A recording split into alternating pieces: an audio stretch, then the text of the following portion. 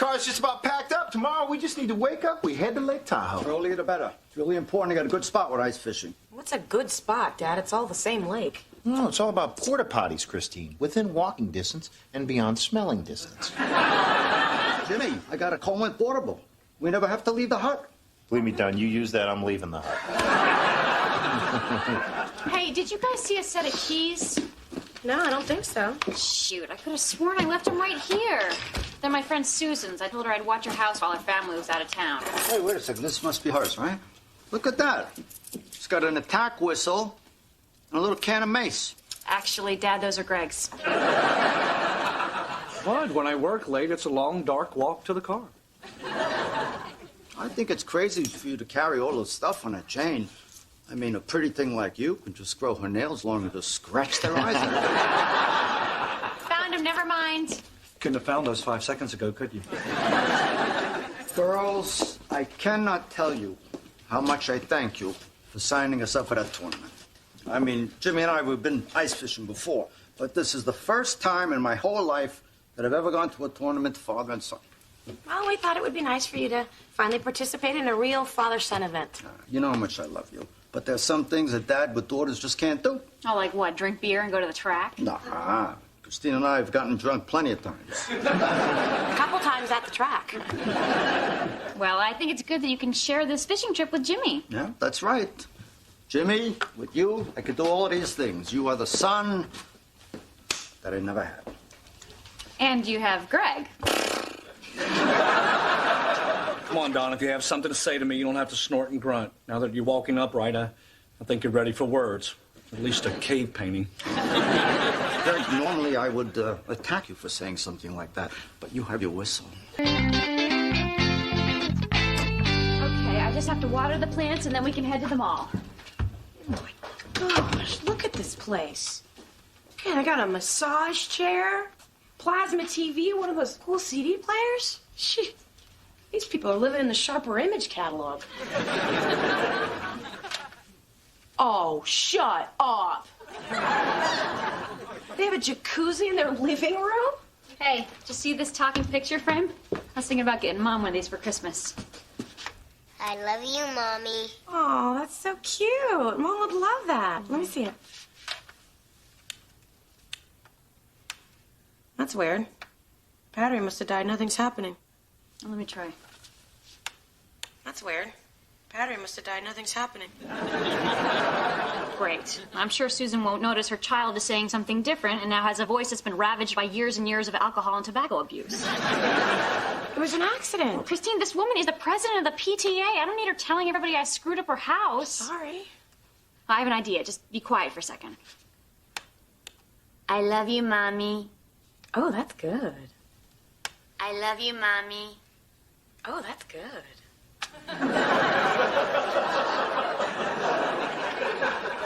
I'm just gonna, I'm gonna go stand outside, yeah.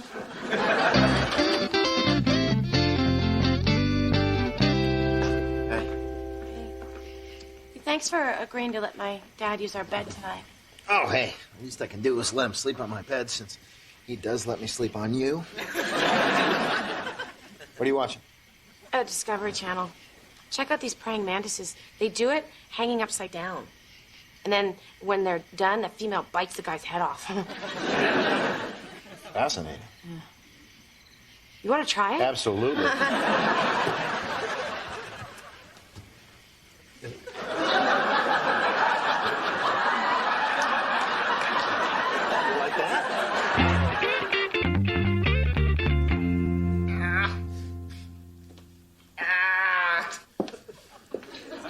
Is your back feeling any better? No, it's worse.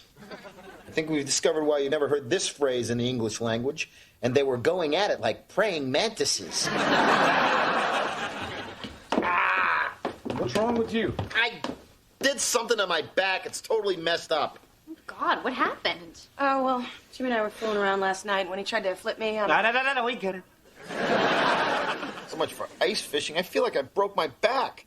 I'm gonna have to spend the whole weekend lying on this couch. Well, you may have broken your back, but at least you haven't broken your routine. Man, Dad is going to be crushed. I mean, he can't go to a father and son fishing tournament by himself. Don't even think about it. No. Please, Greg. Kim, have you noticed how well we get along? The man hates me. Oh, he doesn't hate you. Remember that family photo we sent him for Father's Day? He cut me out of it. Well, that's just because he wanted to fit it in that antique frame. I was in the middle. He had to cut it twice and tape it together. The floor lamp beside you made it in the picture, but I didn't. This trip means so much to him. And the man had 2 daughters. He was always stuck doing girly things with us, like playing dolls. But his heart was never in it. Yeah, one of our tea parties, he dozed off with a cigarette in his hand and melted one of my Barbie's boobs. Barbie went right on with her life, but Ken stopped coming around. Greg, you always said you wanted to have a better relationship with my father. I do, and I've tried. I've tried everything I know how to do, and nothing ever works. Well, try fishing. It's perfect. I mean, he definitely loves fishing more than he hates you. I don't even know how to fish. My uncle took me once. I cast my line out, hooked an owl, and flung him 30 feet into the lake. Owls don't know how to swim, by the way. But you can hear their panic hooting 2 feet underwater. Craig, the fact that you don't know how to fish makes it even better. He can teach you, like he would his own son. I don't know. Look, Greg, Don and I didn't exactly start out as best friends either. Yeah, well, the first time you guys met, you were naked. Hiding under his daughter. Yes, but then that summer he wanted to build a deck, and I like building things, so I helped him out, and we did it together, just the 2 of us, and in a couple of weeks we were friends. Well, I'd like to be the man's friend, believe me. It would make things easier. I guess it would just be the 2 of us up there all weekend. At some point, we'd have to bond a little. Give it a try. Go, Jimmy. We got fish to catch. Bad news, Don. I hurt my back. I can't go fishing. What? It's okay, Dad. Greg's gonna go with you instead. What? Don, I know things haven't always been perfect between us. But I think maybe Jimmy getting hurt gives us a chance to, get to know each other a little better. And I know I, for one, am looking forward to it. Jimmy, come on, I'll carry you. No, Dad, he can't go. What are you telling me? Either I go with Greg or the trip is off? Yeah, that's right.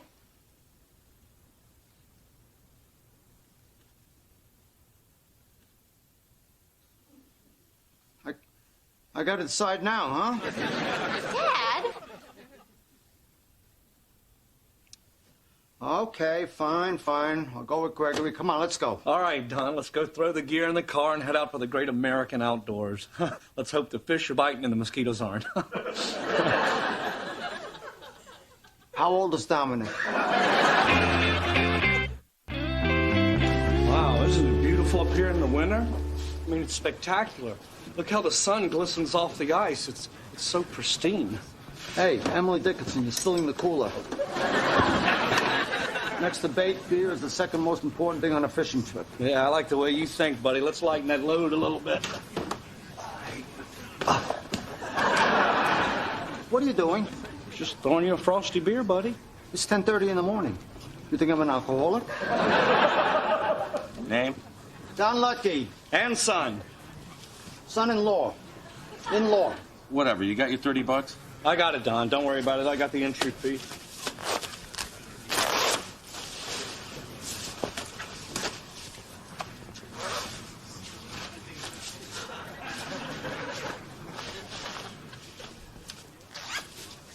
Greg, forget it, please. The benefit that I get from you paying is offset by my terror that you will soon be nude.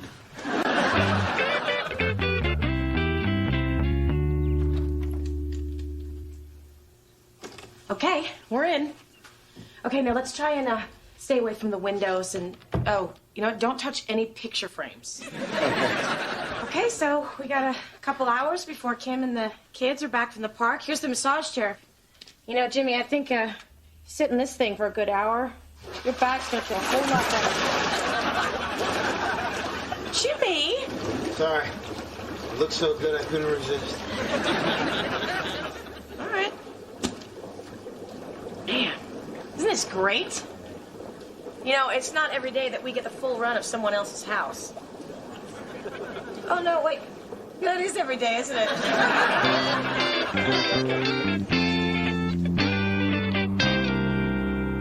Okay, let's get our lines in the water. If you feel like catching a fish, Greg, I suggest you put on number 8 Aberdeen with a single wax worm. Don, I don't know what a number 8 Aberdeen is. In the tackle box, top shelf. Which one's the tackle box? Next to the bait box. The bait box. Bait box, not quite sure. Not quite sure. Give me, I'll do it. You know, it's quite a treat for me, you taking me fishing and all. My dad never did that. That's why I don't know any of this stuff. Yeah, well, maybe better late than never. Okay. All right, all you got to do is clamp on one of those sinkers about a foot away from the hook. You think you can do that? Sure.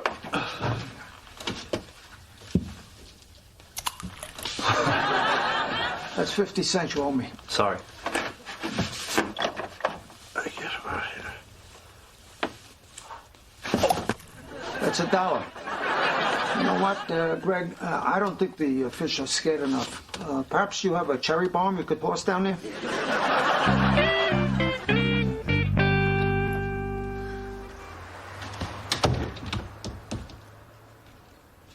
Jim. Christine? Jimmy? What are you doing in here? We came to fix the picture frame. Huh? Look. I love you, Mommy. Huh? Man, that is one ugly kid. You guys are like hermit crabs. You find an empty shell, you crawl right in and make yourselves at home. Kim, I'm in agony here. Your back hurts that bad, It's huh? excruciating. This is the only thing that helps. Sorry. Maybe I overreacted. When I first walked in, I just assumed you were taking advantage. Just so you know, the steam room's out of eucalyptus. Hey, Kim. Listen, if you're gonna get in the hot tub with us, we got one rule. What happens at the Weinstein's house stays at the Weinstein's house. So, Don, I bet you've got a lot of great stories about fishing. Yep.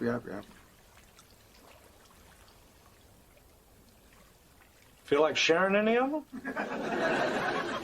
You know what a 7-inch auger is, Greg? No. Then no. So it's a nice fishing pole. Oh, yeah. It's homemade. You made it? No. My grandfather made it when he was a kid from a tree near the fishing creek. Carved the whole thing out, and then he welded on the pole. Beautiful. No kidding. I bet he was quite a fisherman. He was the greatest. He had trophies running up and down the wall. Ever since I was 5 years old, I couldn't wait till he came and visit us every winter. He would take me out to the ice pond. He told me. Sounds nice. One day, it was my birthday. I just turned 16. So he took me out fishing. And we were packing up.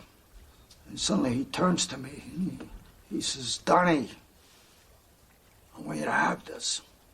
No, he gave it to you. I said, Gramps, I can't take this. He kept insisting, so I took it. 2 weeks later, he died in his sleep. Wow. I think he knew. That was his way of making sure I remembered him. Hold us a second, okay? Just want to fix the lamp.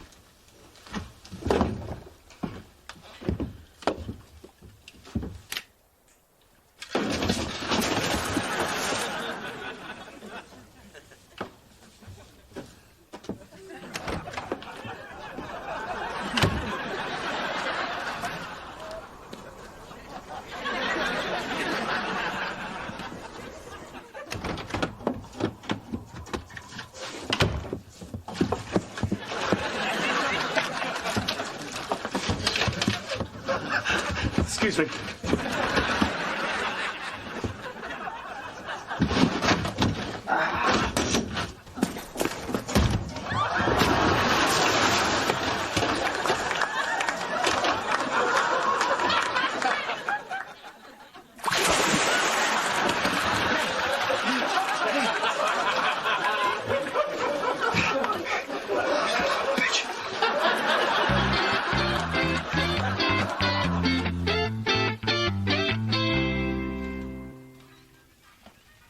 Jimmy, what are you doing out of bed? I couldn't get comfortable. My back is still killing me. Well, why don't you try lying on the floor?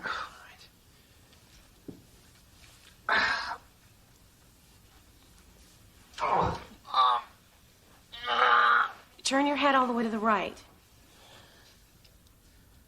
This isn't any better. Yeah, I know, but can you see if that earring I lost is under the couch? My back is killing me, Christine. I need that hot tub. It's the only thing that works. And I'm going over there with or without you. Ow. Well, I guess I did promise in sickness and in health. Come on, boys, we're breaking into the neighbor's house. Isn't that wrong? Was it wrong when you spilt your juice the other day and didn't tell anyone about it? Yes. Okay, so stop judging Mommy and Daddy. Grab your sweater. Let's go.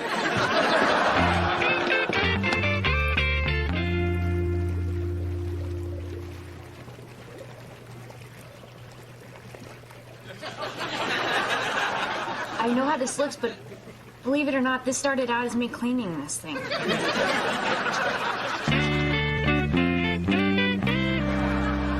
Still think we should get you to a doctor. Let me see if you're warming up here. Touch me one more time, and you're going to a doctor. It was an accident, Don. I didn't mean to knock you in the hole.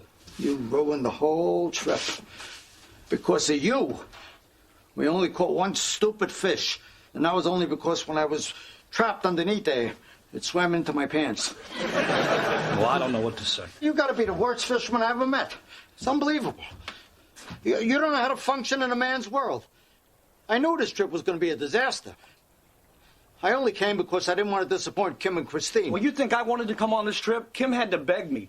And I only went along with it because I was being nice. I thought it might even help our relationship. But no matter how hard I tried, do you know what I get in return? Nothing. I never asked you for any favors. You've always treated me like crap, and that's never going to change. And you want to know why? Because you're a jerk, Don. That's right, a jerk. And I'm tired of pretending that you're not. I spent all this time worrying whether you like me or not, when it doesn't matter whether you like me or not, because I don't like you. You don't like me? How can you say that? How can I say that? Don, you make it perfectly clear you don't like me. So? I don't like dogs. They still like me. Well, I'm not a dog. Jeez, I don't know what to say. I know I got a rough exterior sometimes, and sometimes a little rough on you, but I still think you respected me and looked up to me. Now you're saying you don't even like me. Are you crying? No, Yes, you are. I'm just reacting to the cold. Can't believe it. You're crying. Stop looking at me. I didn't know that it meant that much to you, that I didn't like you. You do care about me. Of course I care about you. You're married to my daughter. You're family, all right? You're like my son. That's nice. Hey, Greg. I ain't that easy to get along with. Well, neither am I. You know what would feel good right now? What? A hug. Come on. Don. What? What's going on down there? Hey! Two fish!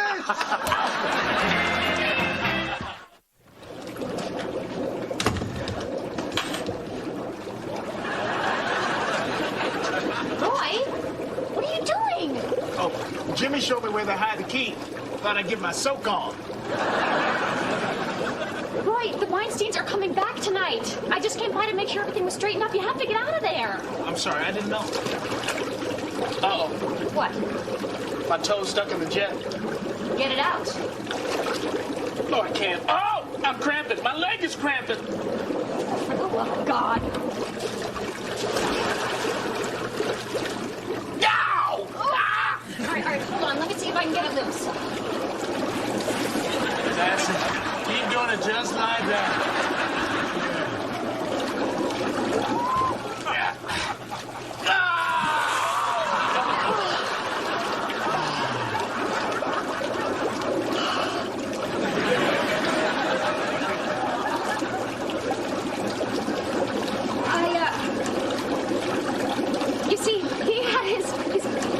Kim, relax. What happens at the Weinstein's house stays at the Weinstein's house.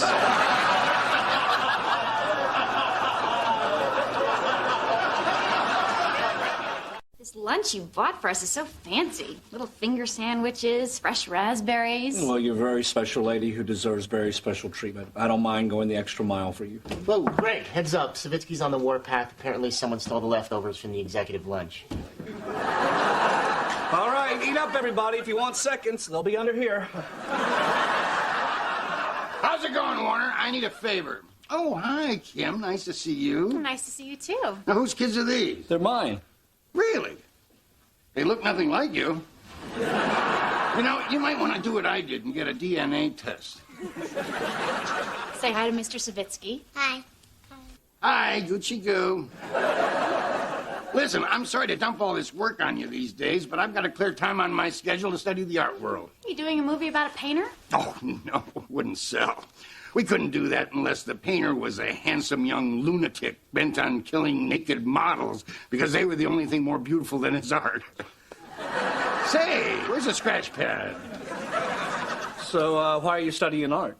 Well, I'm up for a spot on the board of the L.A. County Museum of Art. Some of the most powerful people in the city are on that board, and I want in. Well, you know, Mr. Savitsky, Kim was an art major in college. Maybe she could give you some pointers. Oh, no. It's my problem. I don't want to bother you guys. No, I'd be glad to help. The only thing I ever managed to do with my art degree was piss off my parents. Well, you know, I wouldn't mind a few catchphrases to help me try and sound smart. Well, the de Kooning exhibit is coming this month. I could give you a crash course on that. What kind of art is that? Is that the good stuff where you can tell what it is, or that weird crap? You got 2 in your beach house. Oh, that weird crap. My ex-wife bought those. You know, at first I think she spent my money just because it was fun, but down the stretch I think she was just cranking it up my wazoo. Well, de Kooning was of the New York school with Pollock and Jasper Johns. If you want to know more about it, there's a great book by Ed Bates. Bates, I'll get it. Well, I gotta run. You've been quite a help. Thanks, Kim. You're very welcome. Well, bye, Warner. Bye, kids. You know, you don't even have to draw blood. Just get a couple of hair samples off of their brush. Family is family is family, yes, dear. Yes, dear, yes, dear. Warner, you know that old joke, take my wife, please? Yeah. Well, I need to take your wife, please. Excuse me? Well, look, she's really into art, right? Yeah, she loves it. She's got our kids into it, too. Look at what they made me for Father's Day. World's greatest dud. Yeah, well, that's supposed to say, Dad, the top of the A came off in the dishwasher. You should see the little cute plate they made me with their footprints on it. Of course, after that came out of the dishwasher. Warner, I'm sure this kind of story keeps everyone spellbound down at the Gymboree, but I'm a busy man. Of course you are, sir. Listen, they're having a cocktail party for the museum trustees on Saturday afternoon. I wonder if Kim could go with me, you know, kind of coach me through the thing. Well, yeah, I'm sure she would be honored. And believe me, when it comes to art, Kim knows her stuff. Great. That's another reason I'm glad my wife left me.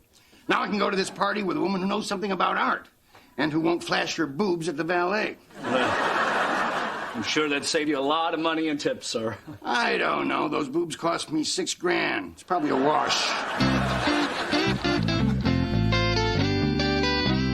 What's this picture? That's when Dominic was 2, and we took him to the pumpkin patch. It was back when you were dead. Dominic? He means it was before you were born. Hey, Dominic's wearing my shirt. Oh, actually, that was his shirt first. Because you were dead. Dominic! Hey, that's my red jacket and my baseball shirt. Why is he always wearing my clothes? They're hand-me-downs, Logan. Yeah, they were his clothes first. You understand? Yeah. Hey, Dominic's wearing my shoes. Okay, you know what? Why don't you two go out back and play? Poor kid. Stuck with his brother's clothes and his father's brains. Hey, Kim, how would you like to get all dressed up and go to a cocktail party Saturday afternoon? Sounds great. Yeah, it's at the Museum of Art with Mr. Savitsky. Well, I guess I can manage 5 minutes of small talk with whatever sexy little trollop he's got on his arm. Well, you won't have to, Kim, because that sexy little trollop's you. What? Yeah, he said he didn't have anyone to go with, and he knew you'd make a good impression on the trustees, so I said I'd hook him up. Hook him up? Yeah, you know, a date, an escort. You. What's the matter? Well, she's probably wondering when you stopped being her husband and started being her pimp. Come on, I just arranged for him to spend some time with Kim because she has special talents which she needs and which will help me out financially in the long run. You calling that a pimp? Greg, she's not calling that a pimp. The dictionary calls that a pimp. Hey, listen, if you got any old women on your client list, I'm available. Okay? And my only rule is I don't kiss on the mouth. It's true. There's nothing wrong with using your wife's talents to help your career. It's just a little weird. Kim, we're supposed to be a team here. You could really help me score some points with Savitsky on this. Well, I guess it would be a chance for me to mingle with the real who's who in the art world. There you go, yeah. I'd get a chance to see the retrospective the museum's doing on David Hockney. Yeah. Oh my God, wait a minute. Is David Hockney going to be at this thing? Yes. Really? Are you sure? I don't know, but I know where he won't be, in our living room. All right, I'll go. Well, thank you. And if there's anything I can do for you, let me know. Like if you ever need me to go out with one of the mommies in your baby group. Oh. You mean the divorced blonde with the tattoos you're always staring at? Well, I was thinking more of the brunette with the low-cut pants whose husband's always out of town, but that one will do too.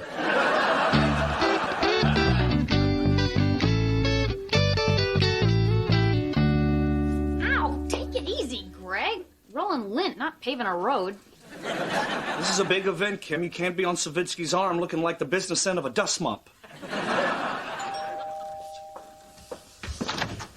Hello, come in. Nice to see you. Thank you so much for agreeing to do this. And what a lovely dress. Oh, that old thing is just something we threw on, but thank you. Go ahead, talk to the man. She's a little shy at first, but she'll warm up. Look, I really do appreciate your help. I know this must all seem very odd. Well, yes, a little.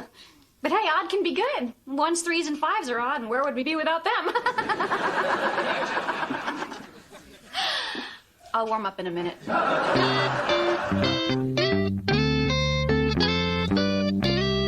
on, Logan. We're going out to dinner. I told you to put on your blue button-down shirt. I'm not wearing it. It used to be Dominic. Well, you know what? It's yours now. Now, come on, Logan, will you stop wasting time? We're going to hometown buffet, and every minute we waste here is another chicken fried steak shoved into an old woman's purse. I'm not wearing any of Dominic's clothes. You're already wearing Dominic's clothes. That used to be his shirt. Those used to be his shorts. All your clothes used to be Dominic's. Now, go get dressed. Hurry up, okay? If we don't get there soon, the potato bar is going to be out of fixins'. Well, at least you get a potato. I don't eat the potatoes. I just eat the fixins'. Hey, how'd it go? You're not going to believe what happened. Don't tell me. You forgot to get the money up front. Uh-oh, Greggy Bear's not going to be happy. Shut up. It was amazing. We got a private tour with the artists. I met my favorite pop artist, Ed Richet, and we discussed surrealism. He even drew a sketch on my napkin. Look. Wow. What is it? It's another napkin. Isn't that so surreal? Yeah, surreal. But what about Savitsky? Did you have a good time? Oh, it was great. I whispered all the information into his ear, and he got to walk around with his chest puffed out like he knew everything. Kind of like you do for Greg when you go to the Home Depot. Yeah. Logan, what are you doing? I'm not wearing any of Dominic's old clothes. I don't want Dominic's stuff. Oh, wait a minute. So now you're being picky? The last 3 mornings I had to make you spit out Dominic's old gum.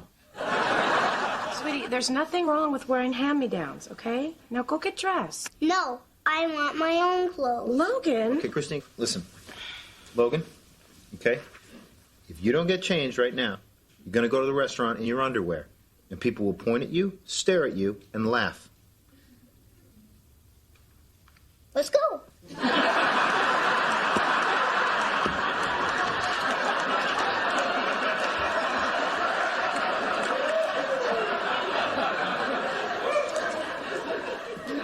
Let's go!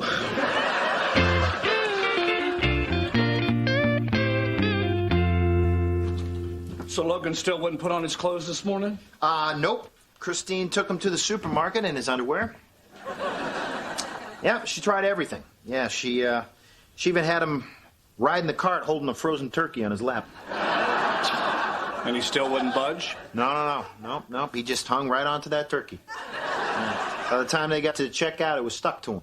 They had to run him on the hot water to get it off him. Kid's a nut.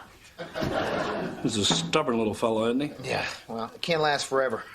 He's a Hughes. Sooner or later, he's going to want to start scratching himself in public, and he'll learn that to do that, you need something with pockets. Hey, Craig, check it out. There's a picture of Savitsky in Variety, and he's with a hooker. Stuart, that's my wife. Oh, well, must be awkward. I didn't know you guys split up. No, I loaned her to Savitsky for the night. I mean, this was my idea. Oh. Hey, can I get her for the night? Get out. Look at that. They're in Variety together. Well, so what? You knew they were going out. I know, but having to look at it makes it kind of creepy. I mean, look how happy she is. I don't think I like seeing her that happy standing next to another guy. You're jealous. Greg, for a pimp, that's very unprofessional. Jimmy, I'm not jealous. I just didn't think this out carefully. I mean, look at the caption. Savitsky and Date get cozy. Don't worry about it, okay? You scored points with Savitsky, now it's over. Pretty great picture, huh? Yeah, I saw that. I put it someplace special. Listen, I hate to ask another favor, but I kind of need to borrow Kim again. Again? I know it's late notice, but they're having a fundraising luncheon on Tuesday. Oh, a luncheon. No, she takes care of the kids during the day. There's no way she could do that. Sorry. Oh, I'll tell you what. You work from home that day, and Kim can come with me. Everybody's happy. Win, win, win. Okay. Win, win, win. That's just great. Did you hear that? They're going on another date. Dude, did you see the picture of Savitsky and the hooker?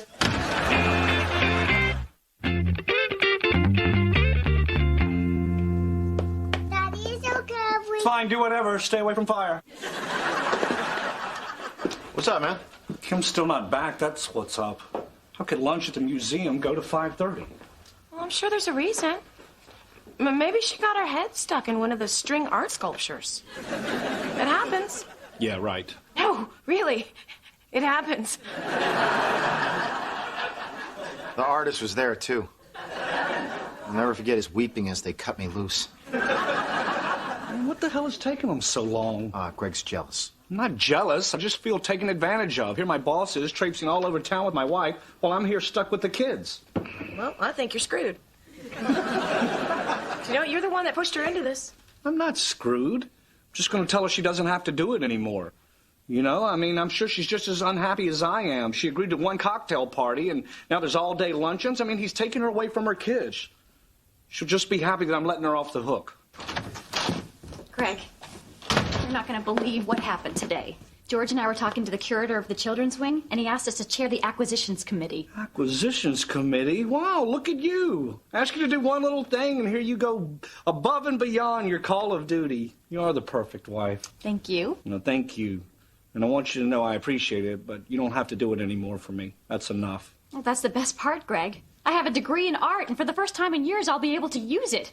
So I'm not doing this for you anymore. I'm doing it for me. Oh, that is great. Good for you, honey. Good for you.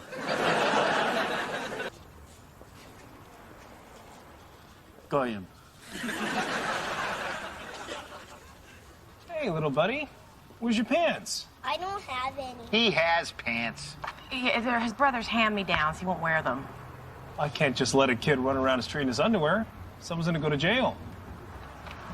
Did you hear that, Logan? If you don't put some clothes on, you're gonna go to jail. Actually, ma'am, I was talking to you. You better buy me some clothes or you're going to jail.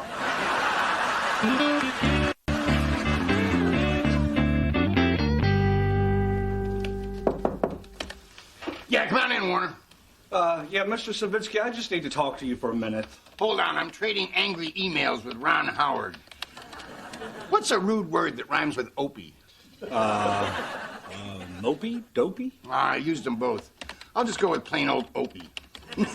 He acts like it doesn't bother him, but I can tell he's crying on the inside.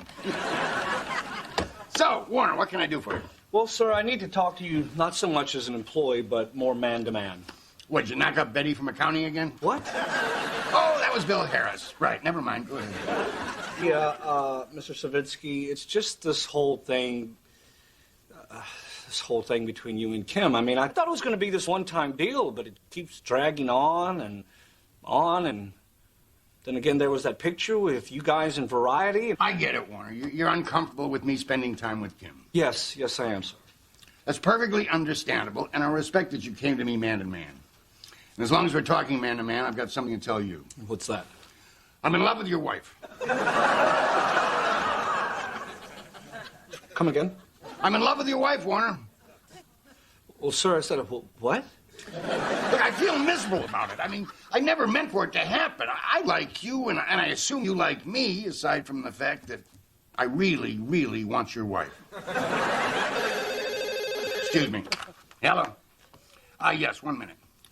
Look, I know this is a bad time, and I gotta take this call. Why don't you just stop by at the end of the day? We'll hash this whole thing out.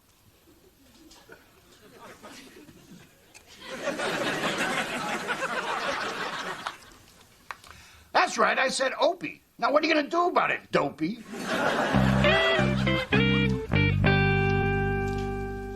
Savitsky's in love with Kim. What? Savitsky's in love with Kim. He just told me. He said he never meant for it to happen, but he's in love with my wife. Man. I've got to go put a stop to this. What are you going to do? You going to go beat up Savitsky? Yeah, maybe I will. Maybe I'll kick his ass. Greg, you can't do that. Well, hell, I can. I know when he takes his nap. Maybe I can sneak in there and get a few shots in before he wakes up. All right. Greg, you can't beat up your boss, okay? You got a career to think about. You got a family depending on you. And not to mention Kim and your kids. Well, maybe you're right, but I can't just sit around here doing nothing. Okay, what are you doing? Well, I'm going to tell Kim. Don't you think you're getting a little carried away? The man is twice your age. What do you think he's going to do about it? They have pills, Jimmy. He could pop a Viagra and be chasing around the coffee table like a sexed-up unicorn.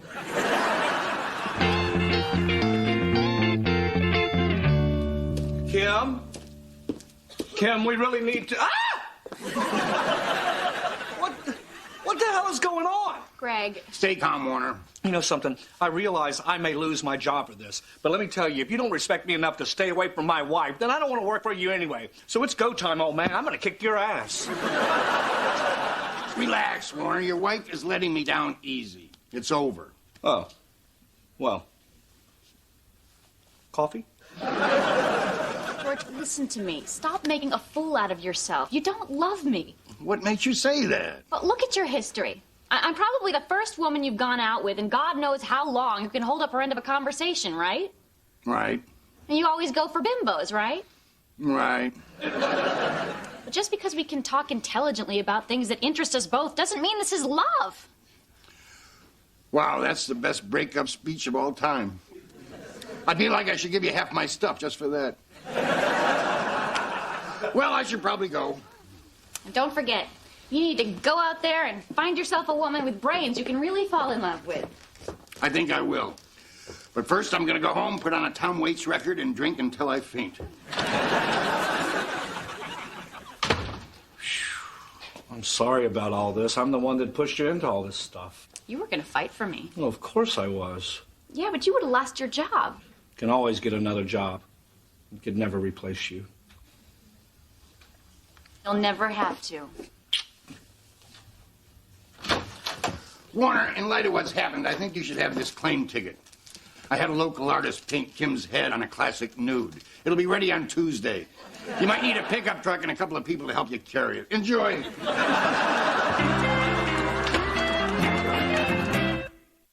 Yeah, I'll be at the museum thing tonight. No, it'll just be me tonight. Just me.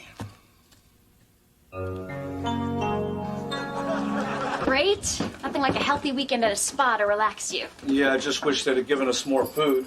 Yesterday I was so hungry I had to eat my way out of my seaweed wrap. It's great to get out of the city. It reminds you of how peaceful life can be.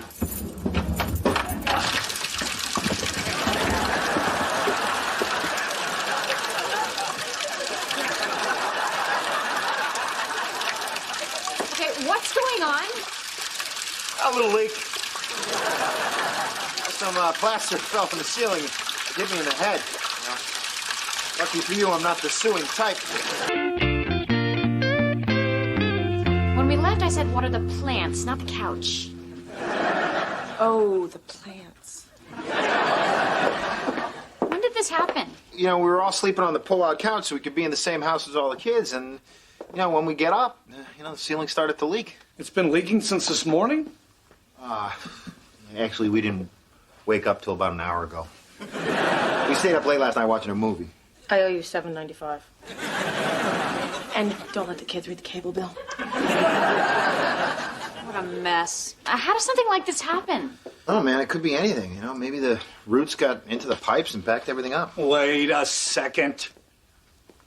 These are the sheets that Kim left you for the pull-out couch, and they're the exact same spot on the chair. Yeah, I put them there when we got up. Anyway, so we immediately ran outside. We got these garbage barrels. We put them Hold on a second.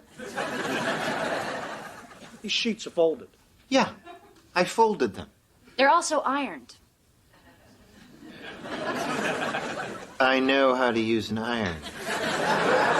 Jimmy, the last thing you ironed was a patch on your denim jacket that said ass, gas, or grass, nobody rides for free. And nobody did.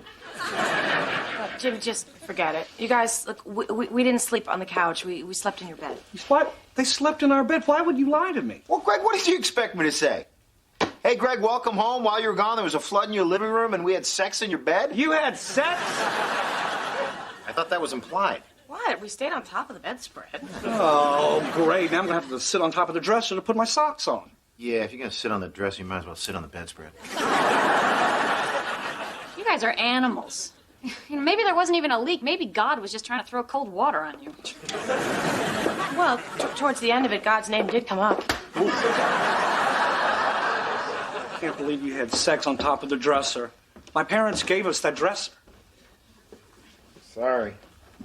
Hey, look, on the bright side, we finally got that top drawer unstuck you could never get open. Yeah, I guess you just weren't banging the right thing on it. I knew it. I told you we shouldn't go away. I told you we couldn't trust them. What are you talking about? Kim, the only benefit to having them live here is that when we go away, they can watch the kids in the house. And if they're just going to destroy the place, we don't even have that. They didn't destroy the place. It was a plumbing accident. These kinds of things happen all the time. Not all the time. They happen when the cat's away and the mice will play. And the cat's brother-in-law, the head mouse, always finds some dumbass way to destroy the cat's entire house. That is ridiculous. The same thing would have happened if we'd been here. Well, no, it wouldn't have, because we would have been here to stop him. From what? I don't know. Whatever he did. Greg, it was an accident. So he's caused lots of accidents. Big ones. Dominic, Logan, and now my toilet.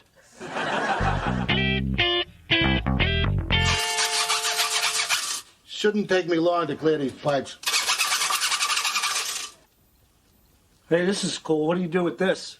I shove it down toilets. Oh! Here we go. I hit something. I'll just push it through. No. Wait. I want to see what it is. Just a clog in your pipe. What's the difference? Well, I need to see it. I need to see what's clogging the pipes. Why, you going to send it out for a biopsy? Save your money. It's duty. Well, can't you stick the camera in there and see what it is? All right. I don't expect any excitement. It's not like we're going to find a couple of Pennsylvania miners down there. Do you see anything? Can you make it out? Yeah. Right there. I can't make it out, but there is definitely some kind of foreign object in there. Can you focus it or make it clearer? Because I really want to know what it is. No, sir. Surprisingly, there's very little demand for high-def toilet cams. I really need to know what it is. Well, I can't get in there to pull it out. It's on the other side of a 90-degree elbow. Well, there's got to be something here we can use to get it out. How about this? Please don't tell me that's the end you stick in the toilet. It is. Oh, God. Sir, that's the rag that I used to clean the end of... Damn it!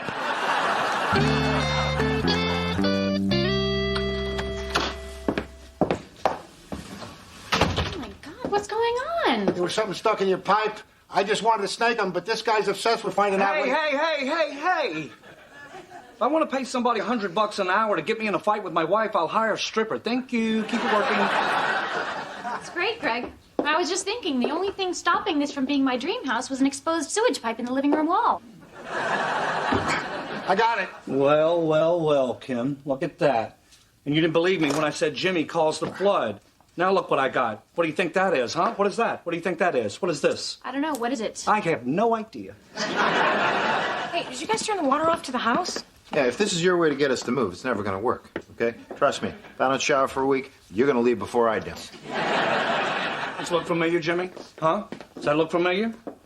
I don't know what you're talking about. What is that? That's what Jimmy used to clog the pipe. I didn't do that. I told you. It was probably Roots or something. Yeah, sure it is, Jimmy. And I'm sure it's Roots that sneaks into my kitchen and raids my refrigerator every night. And I'm sure it's Roots that spilled a salsa all over the living room rug. And I bet it was Roots that watched Gas Pump Girls 9 times on pay-per-view last night. What'd you do? Watch it 8 more times after I went to bed? We had an all-night pass. It seemed like a waste not to.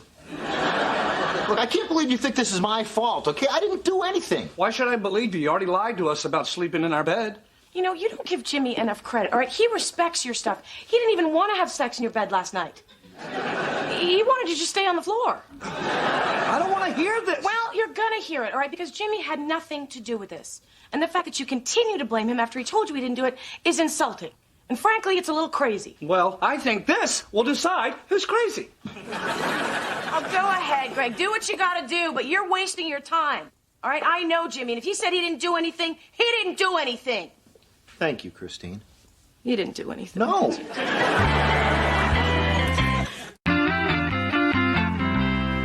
All right. Just got to fill out a few forms, then I'll take you over to the county jail.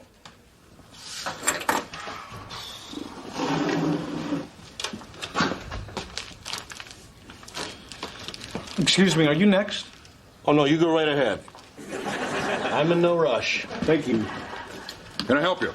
Yes, I would like to match the fingerprints on this plastic piece with my brother-in-law's fingerprints on this Doritos bag. We can't do that. Yeah, I thought there might be a problem with the Dorito bag material. The only other thing I have is this. I baited him into a tug-of-war with this last piece of beef jerky. Sir, you just can't bring stuff in here to get fingerprinted. Why not? Because this is a police station, not Kinko's. Well, I don't know why I can't use your services. I'm a taxpayer. I've never once used the police. Oh, have you ever been beat to death out in front of your house? Oh. You're welcome.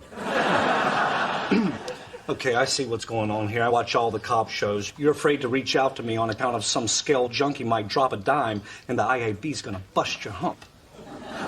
I don't know what the hell you just said. Look, just give me the finger dust stuff. I'll check it myself. I'm sorry. Hey, what is that anyway? I don't know. That's the problem. Looks like part of a radio. Really? Yeah, it's part of a clock radio. Bose. Really? I have a Bose clock radio. Really? Those are nice. You must have a lot of nice stuff. Yeah, I usually go, for the top of the line electronics. Yeah, me too. Yeah. So you live in this neighborhood? Yeah, right down the street on the corner. Oh, really? Yeah. Hope you have an alarm system. You bet I do. Yeah. You know, one of those dummies that uses your birthday as a security code, are you? Oh, no, we use my son's name, Sammy. Sammy. That's good. Which corner? All right, dirtbag. Let's get you down to lockup. See you later, pal. Kim, change the security code. Kim, change the security code. You guys have to check out that spa. They have this masseur named Michael who has the most amazing fingers. I don't think so. I don't go for man-on-man massage. What's the difference? Jimmy likes to be in his own world during a massage. Yeah, and in my world, a man doesn't pour hot oil on another man unless it's like the 12th century and you're invading his castle. Hello, everybody.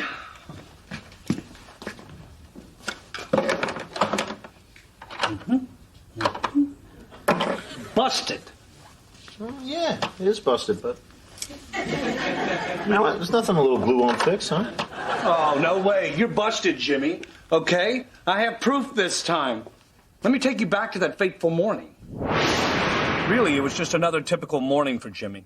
Sleeping in someone else's house in yet another bed he doesn't own.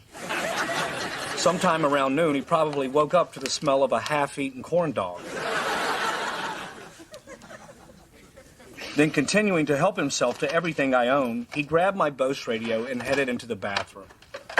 In an effort to turn my bathroom into the morning carnival he's used to, he put in his Poison CD and started dancing to Unskinny Bop.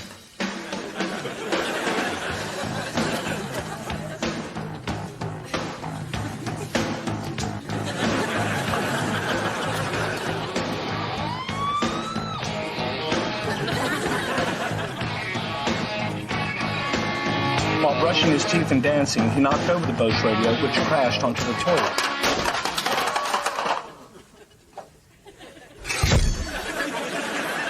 A piece of the radio broke off and fell into the toilet. Then, as fate would have it, this was the one rare occasion when Jimmy actually remembered to flush.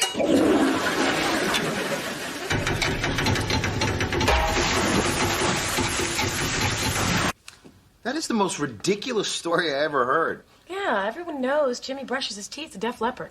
Yeah, it's true, and I only brush with my right arm as a tribute to the drummer. It's proof, Jimmy. The radio was in the room that you slept in. Admit it, you broke it. This is a Wiggles CD. Let me see that. Woohoo, Wiggly Gremlins. This CD is Logan's. Logan, did you break Uncle Greg's radio? Yeah? Logan, what happened?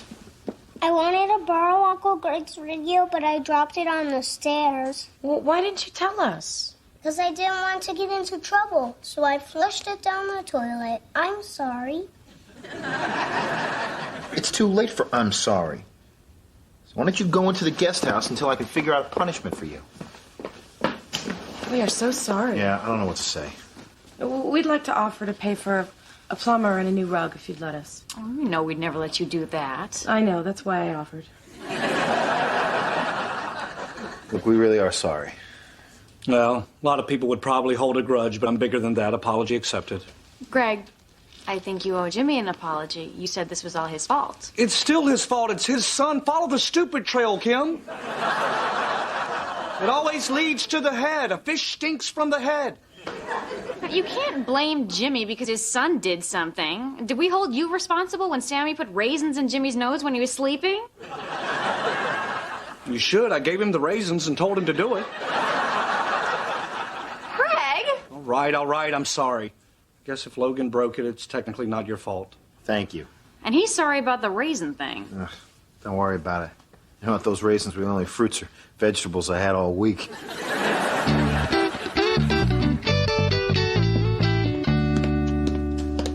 What are you doing?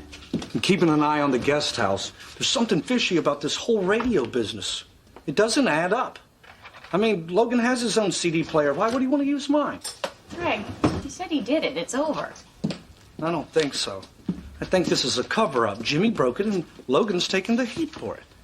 Or maybe it was Colonel Mustard in the conservatory with a candlestick. If Logan broke it, why isn't he being punished? Why isn't he out in the backyard right now doing chores, like stacking wood or raking leaves? Because this isn't Little House on the Prairie. Or he's covering for his father, and they're both out back laughing at me. Logan's the patsy, Kim. He's taking the fall for his old man. Here he comes right now. I'm going to get to the bottom of this. Hey, Sporto, what you doing? I'm getting some juice. Oh, I thought you were back here being punished. That doesn't really sound like a punishment beverage. I had to stay in the house all weekend without watching TV. Wow. You without TV, that's tough. Only thing that would be worse is if you were being punished for something you didn't even do. And you know if you didn't do anything wrong, you're welcome to watch my TV. All day, right now. And I have a really nice TV, but I'm sure you're well aware of that. Thanks, but I'm being punished. Right. For breaking the radio in the kitchen? No, I said I broke it on the stairs. Okay, look, Logan, here's the thing. Your dad told me he broke the radio, right? And he said that you're taking the blame for it. He told you that? Yeah. But my dad didn't break it. I did. Right. You know, I had a teacher in grammar school that said when young boys lie, their nostrils flare. Are they flaring? No. You need a tissue. You got a bat in the cave.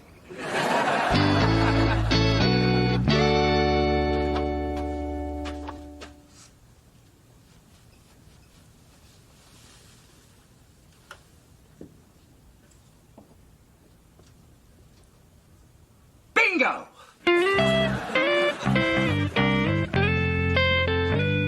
Hey, Greg, you been messing with Logan? No. Look me in the nostril when you say that. Look, Jimmy, Logan knows he's lying, and he knows that I know he's lying. What? Look, cut the dog and pony show, all right?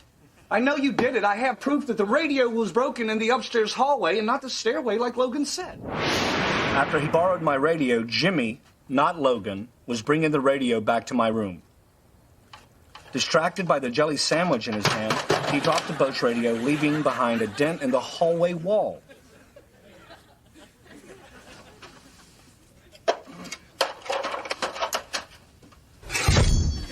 Wanting to get rid of the evidence in a hurry, the stupid weasel flushed the broken part down the toilet. You're crazy. No, I'm not. I'll take you upstairs and show you the dent. And if I'm so crazy, why was there jelly all around the dent? It's grape. I thought so. I don't eat grape jelly. That's true. He's a marmalade man. Okay, Jimmy, if it wasn't you tracking jelly all over the house, who was it?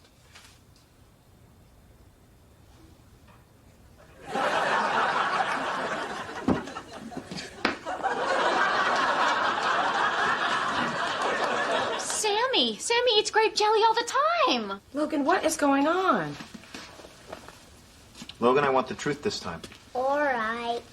Me and Sammy were playing in the guest house, and then Sammy took Uncle Greg's radio, and when he brought it back, he dropped it in the hallway and it broke. Wait a second. So Sammy was the one who flushed the piece down the toilet? Yes, Oh, why didn't you just tell us that? because I didn't want Sammy to get into trouble.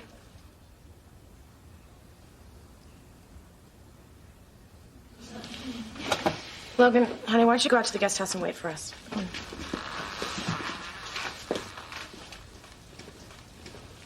You happy, Greg? Tearing up walls? Starting a whole witch hunt?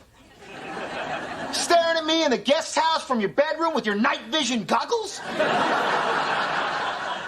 You knew? You left your bedroom light on, you idiot. No wonder I only saw my own reflection. You know, you made such a big deal out of this whole thing that my kid ended up lying. The thing was, he did it to protect Sammy. So what, am I supposed to punish him for that? No, you shouldn't punish him at all. No, when you think about it, what he did was really great. Yeah. Sammy's lucky to have a friend looking out for him like that. That's a heck of a cousin. It's more than a cousin. You don't stick your neck on the line like that for a cousin. You do that for a brother. No. When you think about it, they all live in the same house. It's like Sammy has two brothers. I only had one sister. I always wanted a brother to protect me. From bullies? No, from my sister. I'm sorry. I mean, I don't know what to say. I'm sorry I didn't trust you. I shouldn't have put everybody through all this. No big deal. Nothing that a trip to the go-karts couldn't fix. Hey, that's a great idea. Let's gather up all the kids. I'm buying. I was just talking about my kids. Your kid breaks things and then lies about it. I think he's kind of a bad influence.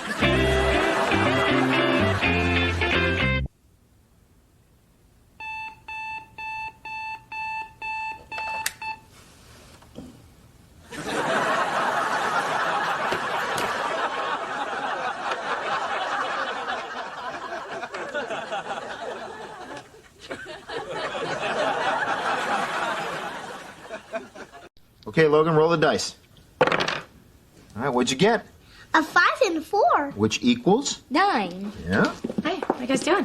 Daddy's teaching us craps. Jimmy. What, you told him to play a game with him? Yeah, like Candyland or Chutes and Ladders. Yeah, but they're only going to outgrow those. I mean, I'm teaching them a game that they'll play their whole lives. Hello. Hey, what's up, man? Well, sometimes working at a big studio has its advantages. Oh, yeah, like the time Pamela Anderson was late for her audition. She had to sprint across the parking lot in that tank top, huh?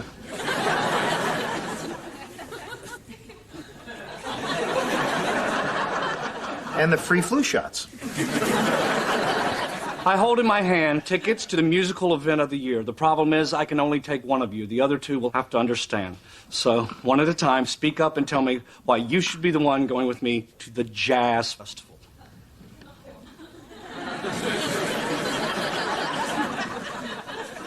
Okay, so, Logan, you need to roll a 9 just before you roll a 7. You guys, this is the Jazz Festival of the year. It's been sold out for months. Kim, you're going to go with me, right? What day is it? It's next Saturday night.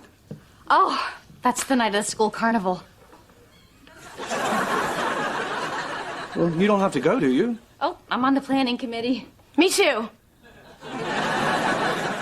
All right, Jimmy. Sorry. Oh, yeah, like you have a prior commitment, right? Yeah, I'm committed to a lifelong hatred of jazz. Fine. Well, find another friend to go with you. I will.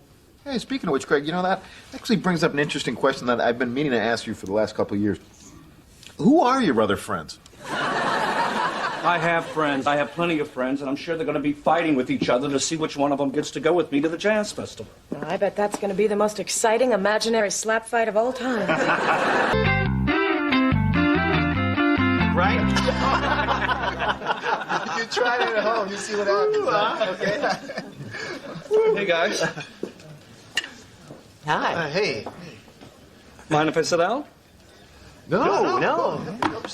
So, how's it going? Good. Yeah. Listen, technically I know that I'm your boss, but we're still friends, right? Yeah. Well, that's what I thought. So you're having the chicken wrap, too. How is it? That's good, Mr. Warner. Mr. Warner, please call me Greg, Bill. Okay, Greg. And it's Phil. What's that? My name is Phil. Oh, for heaven's sake. I am so sorry, Phil. That's okay, Mr. Greg. Okay. So, Phil, you like jazz? Why, because I'm black? I didn't even notice that you're black. Hey, you're black! I like jazz. Oh, you do? Because it just so happens I have 2 tickets to the Los Angeles County Jazz Festival at the Hollywood Bowl this Saturday night. Really? Yeah, big box right up front. Those are impossible to get. I know. Do you want to go? Bob? Mike. Mike. Oh, my God, I'd love to. I'll take them. Oh, what? I'll take the tickets. Wow, my wife is going to flip. She's a jazz musician, and she couldn't get tickets. No. Do you want to go with me? What? Yeah, do you want 1 ticket to go with me to the jazz festival? I probably shouldn't. My wife would never forgive me. Oh, sure she would. Just tell her you have to go out with your boss. Friend. Do I have to go out with my boss? And friend? You don't have to. Oh, okay. Then no. Your wife really likes jazz, huh? Oh, yeah, she loves it.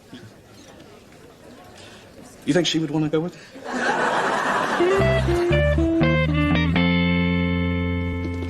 Find anyone to take to the jazz festival yet? I think I'm just going to call Jeff. Who's Jeff? My buddy, Jeff. Jeff who? Jeff Richmond. Jeff Richmond? You haven't talked to him in years. I know, but we were pretty close in the mid-'90s. Greg, a lot's changed since then. I mean, Roy and that tiger, they were very close in the mid-90s. You even think Jeff lives out here anymore? Yes, of course he lives here. If he moved, he would have called and told me. Hello, is Jeff there? Hola, ¿cómo está? Must have a Spanish friend over. Hang up the phone, Greg. I can't believe this. I don't have any friends. I used to have a bunch of friends in high school and college when I first moved out here. What happened? I don't know. I got married and a lot of my friends drifted away, had kids, more drifted away. You moved in, all gone.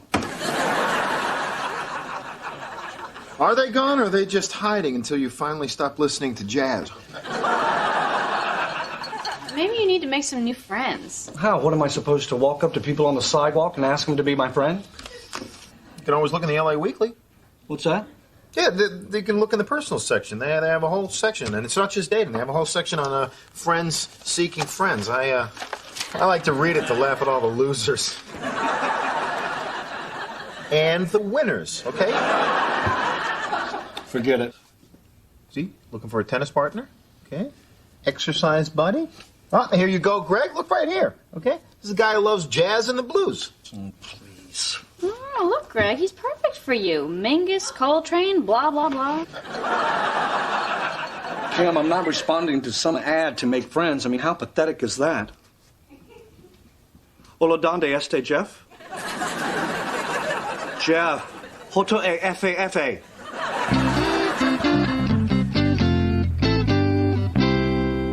I'll have the chef salad with no onions and no ham. And I'll have the California bacon cheeseburger, but no avocado. And I'll have a club sandwich, but hold the cheese. And for you, sir.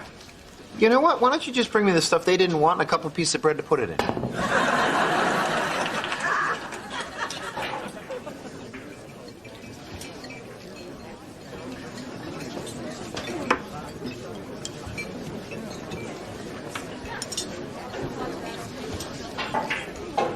Hey, Greg, you see the guy that just walked in?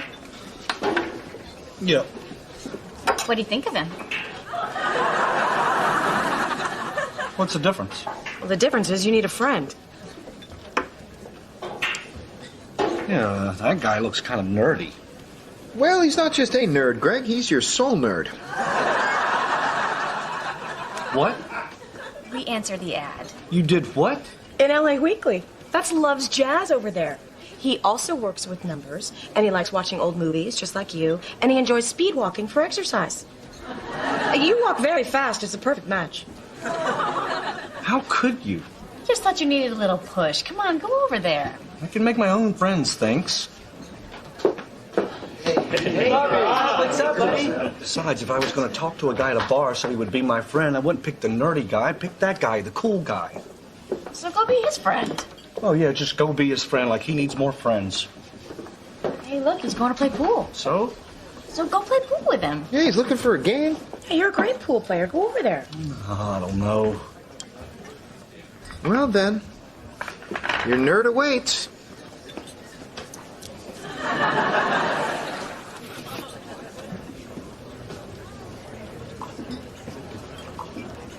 Hey, man. Hey, you looking for a game? Rack up, bro.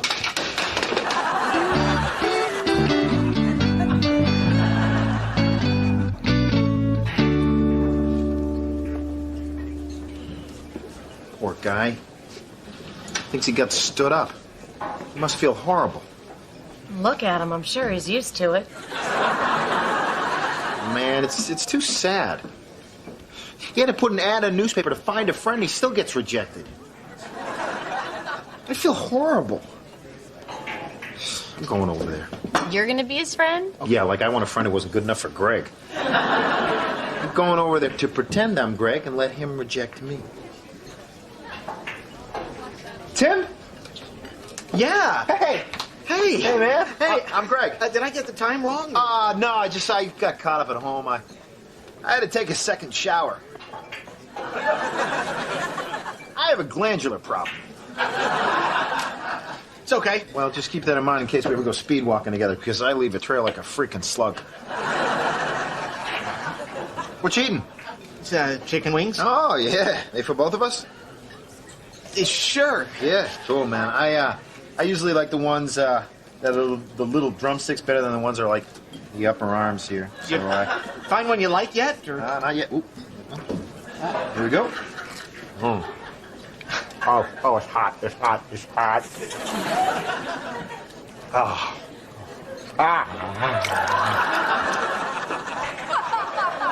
My hands. It was on the sauce was on my hands. You know what, Greg? Would you excuse me for just a second? Where are you going? Just to the bathroom. Oh, no problem, man.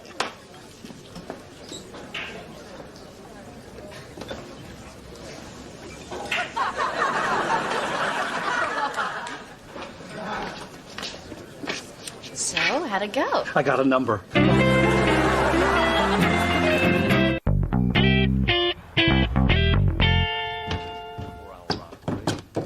Hey, whose shirt is that? It's mine. I bought it down on Melrose.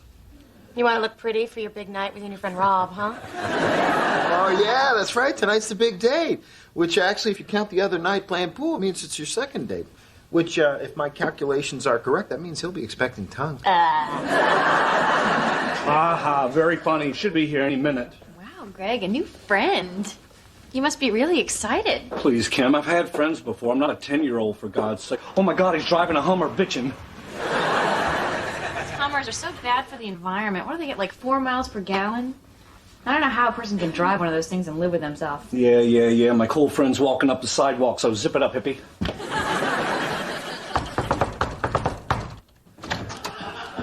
Hey, bro. Hey, cool, sure. Thanks. Is that a real Nut Nast or one of those knockoffs they sell down on Melrose? It's a real one. Hi. How you doing? I'm Rob. What's up, man? This is my wife, Kim, and my brother-in-law, Jimmy, and my sister-in-law, Christine. Nice to meet you. So what are you guys going to do tonight? I don't know. I figured if it was cool with Greg, we'd just hang. Hang? Yeah, cool with hanging. I've been so busy with work and everything, I haven't hung in over a week. Well, let's hit it. Nice to meet you guys. Okay, yeah, you too, man. Well, we're gonna hit it. Yeah, Greg, I'd wait till at least the fourth date before you let him hit it.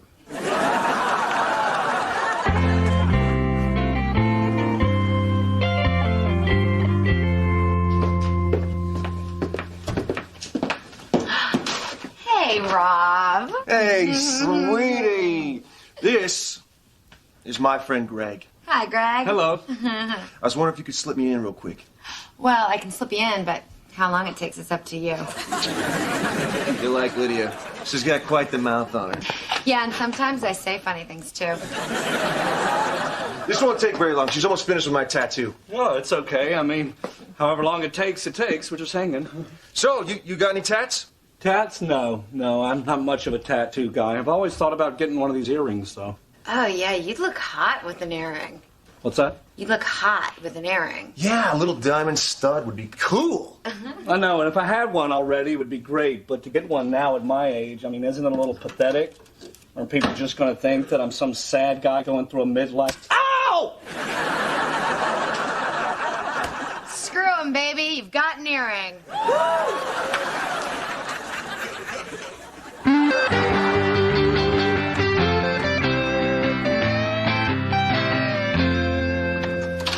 Hey. Hey, Greg, what's up? So, how was it? It was cool. Greg, Yeah. is that an earring? Oh, yeah. You've got to be kidding me. What were you thinking getting an earring? Hey, easy. You're starting to sound like my mother. Yeah, well, you're starting to look like mine. Looks a little red, though. Does it hurt? Yeah, it hurts. It's a piercing, but the pain is part of the fun. I don't know. It looks like it's starting to get infected. Ow! You know what? I'm going to get you some rubbing alcohol. It makes you feel better.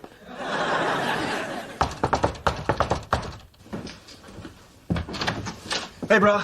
You left this in the car. Ah, thanks, bro. Oh, look, I meant to tell you, I've got tickets to the LA Jazz Festival this Saturday night at the Hollywood Bowl. You think you'd want to go?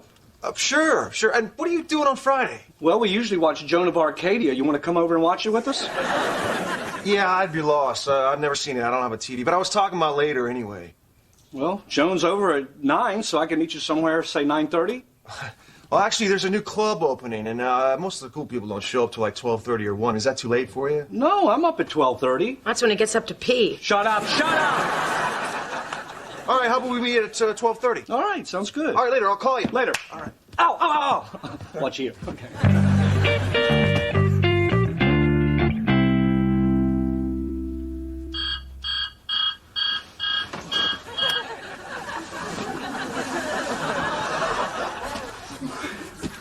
Have fun at the club.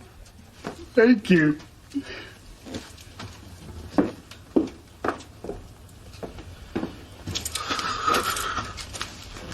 What are you doing? I have to pee first.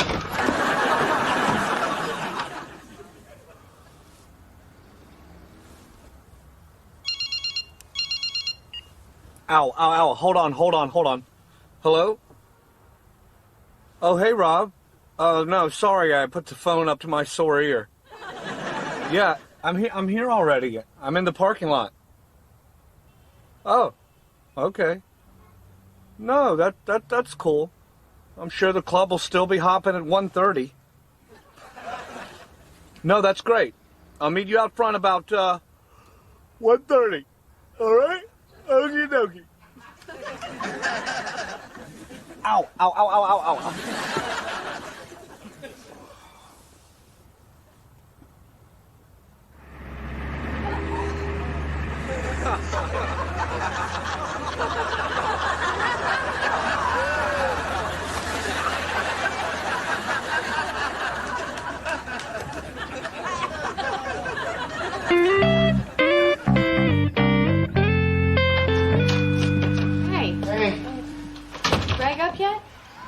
haven't seen him. This is ridiculous. It is 2 o'clock on a Saturday afternoon. Well, you want me to get him up? I'll get him up. Please, I go through this every weekend with Jimmy. Hey, Logan, come here. Hey, you want to play scavenger hunt? Sure. First item, one of Uncle Greg's nose hairs. Piece of cake. You know, I gotta tell you, I didn't think Greg was gonna get along with this guy, but, you know, he's got an earring, he's staying out all night, he's cool. I gotta hand it to him. Greg is cool. Ow!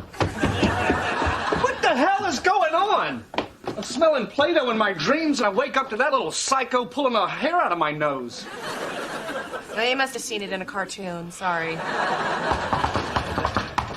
I think that's for you, brah.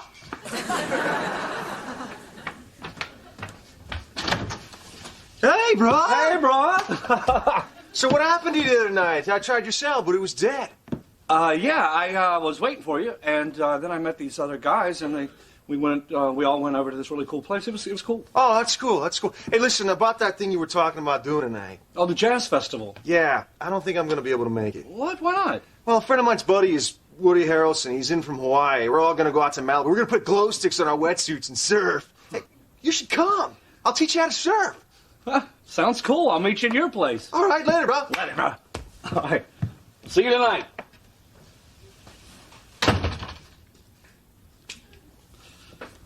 I don't want to go.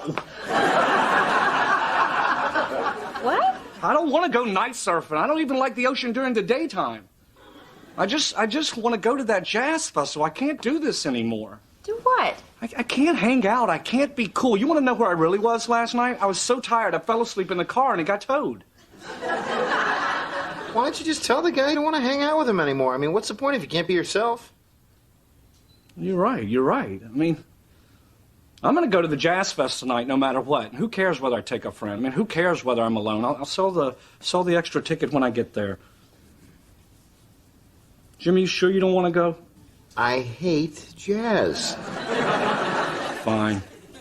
Kind of glad that I'm going to have an empty seat beside me and give me some place to put my picnic basket. That's right, Jimmy. I said picnic basket.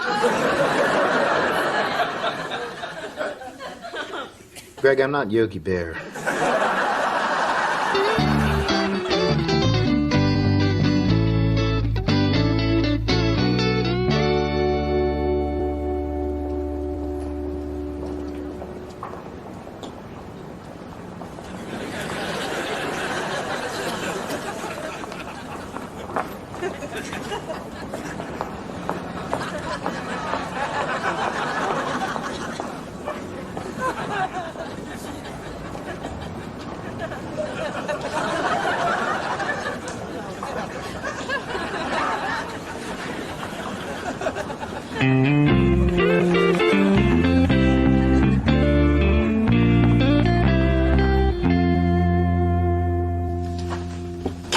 Kim.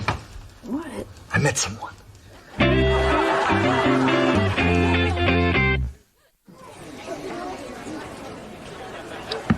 $50 C, $50 EO, $100 Big Red, and give me a hard 6 and hard 8. Dad's I'd never bet the hard ways. Dad's living in the guest house. How are you doing? Go play blackjack.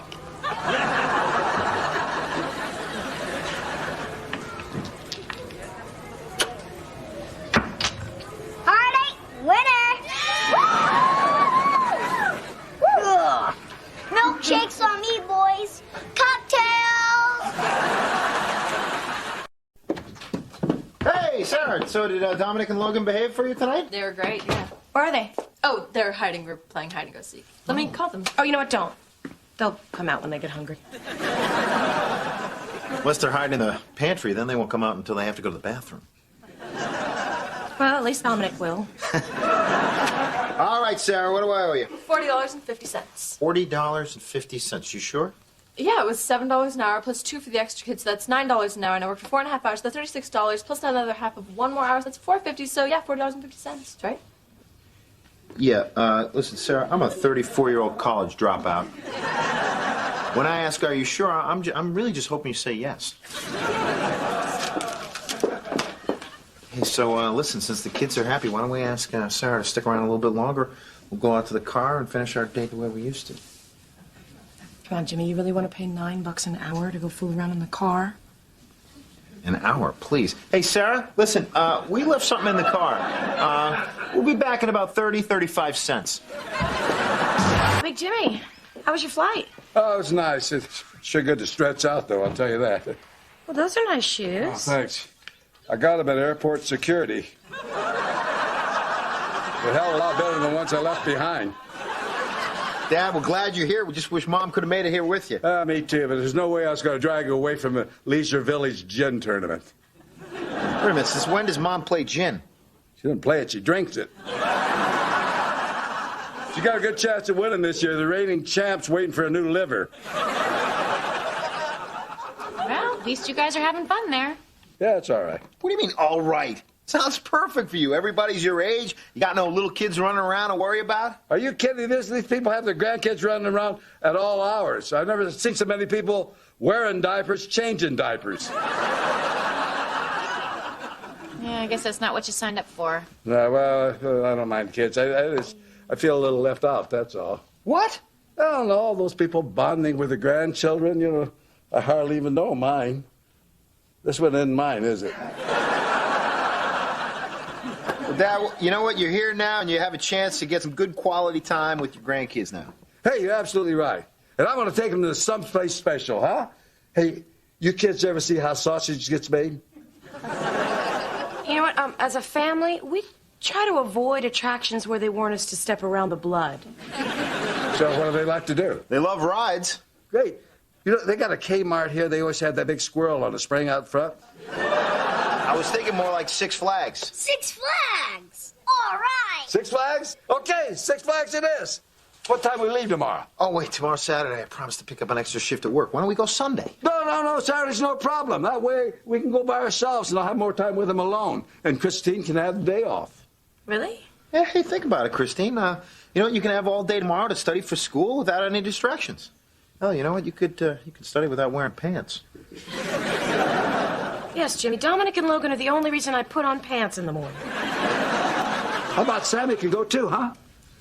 Boy, I don't know. Oh, come on. Well, we'll have to wait and see. Oh, great. Come on, kids. Told your grandmother I'd call her after the contest. I'll let you talk to her if she's not throwing up. So, you guys gonna let Sammy go to Six Flags? Absolutely not. Why? What's the problem? Oh, Jimmy, we're touched by his offer, but the truth is we just don't feel comfortable leaving Sammy alone with Big Jimmy. What? Heck, I'm not comfortable being alone with Big Jimmy. Something's wrong with him. He sneezed earlier, and I swear something got on me. Well, so tell him to cover his nose. It came out of his ear. What? So he's old, okay? So what? I mean, you let your parents take care of Sammy and Emily. Well, that's true. But the last time I checked, my dad doesn't have a firecracker collection or swallow pocket change for sport. It was Christmas. It was 1 nickel. And he thought it was chocolate. So you're defending a man who, at best, eats candy without taking the foil off. He tried to peel it off. He got impatient. The man has a sweet tooth. Look, Jimmy, forget it. We're not leaving our kids with a man who tried to peel a nickel.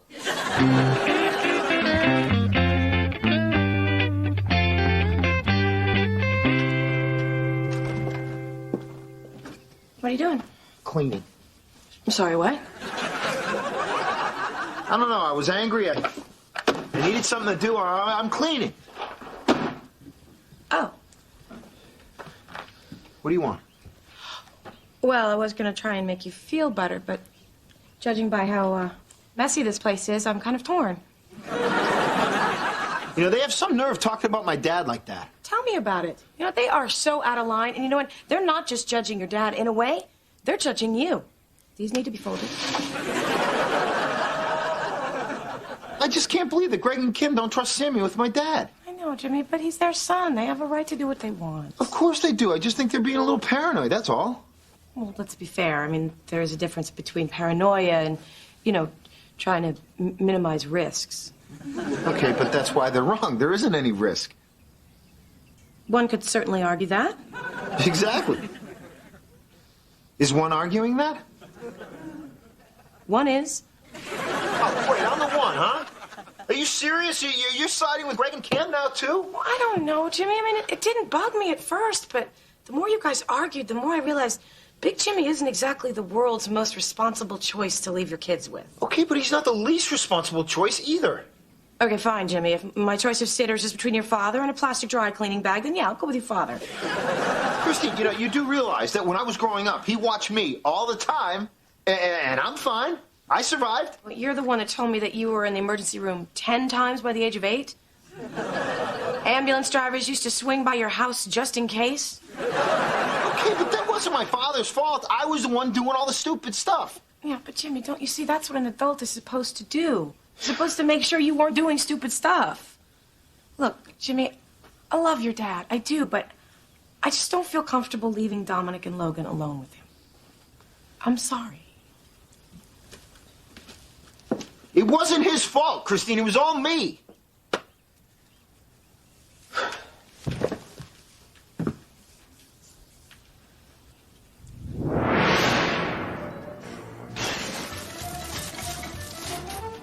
How did Tom and Jerry do that? What, crash through walls? I don't know. I guess they run really fast.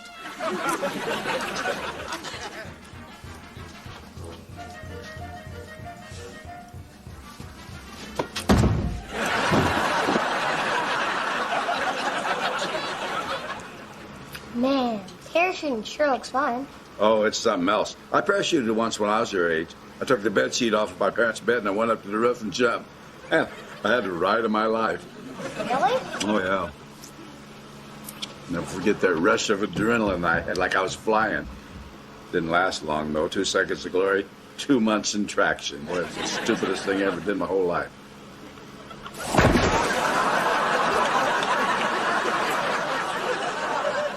Hey, what you got there, boys? We broke the skateboard ramp.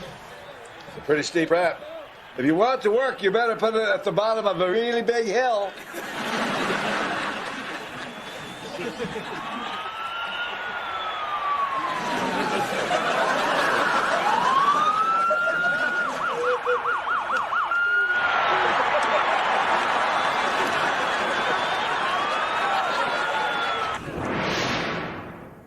Christine!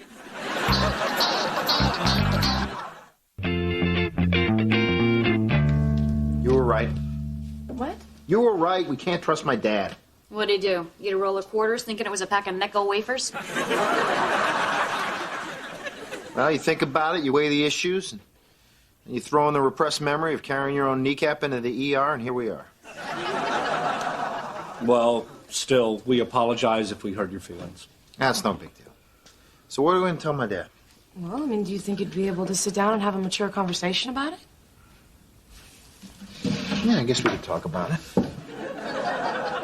I mean, with your dad. Oh, God, no. Well, what are we going to do? We can't just let him take the kids. Well, I know that, but how am I going to tell him that we trust our 15-year-old babysitter more than him? He has a sweet tooth. Maybe a candygram? Hey, you trust Sarah? Why don't you send her with him? Jimmy, that's a great idea. Your father doesn't know that Sarah's Dominic's babysitter. I know, but isn't he going to wonder why she's there? We'll make up some kind of story. For Sarah or my dad? Your dad. We'll tell him that she's his friend's sister. Well, my dad knows who his friends are. Not your dad's friend's sister, Dominic's friend's sister. I don't know. I think my dad's going to figure it out. Jimmy, even you can't figure it out.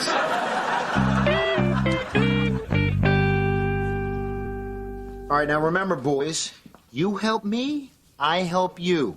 Okay, so don't forget, Sarah's your friend, not your babysitter. Got it? Depends. Do you got the stuff? Dominic, here's one brand new baseball mitt. Thank you. And for Logan, one coupon to get out of trouble, no questions asked. Here you go.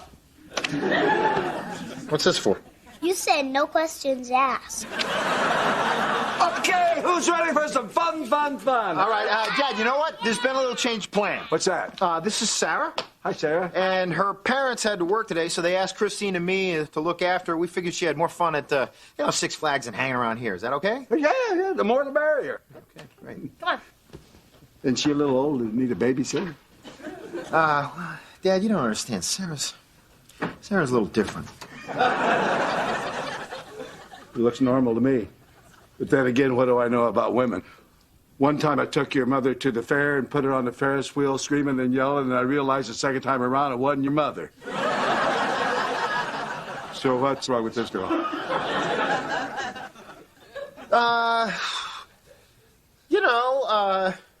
Drugs, alcohol. She runs away a lot and has sex with truckers. Yeah, one drove her all the way down to Texas and forced her to work as a stripper until her father and his ex-cop buddies hunted her down and brought her back home. Jeez, that's terrible. Don't worry, I'll look after her. All right, thanks a lot, Dad. All right. Thank God you were able to come up with that crazy story off the top of your head. Oh, don't thank God. Thank you, young Alyssa Milano and the good people who program the movies at Cinemax.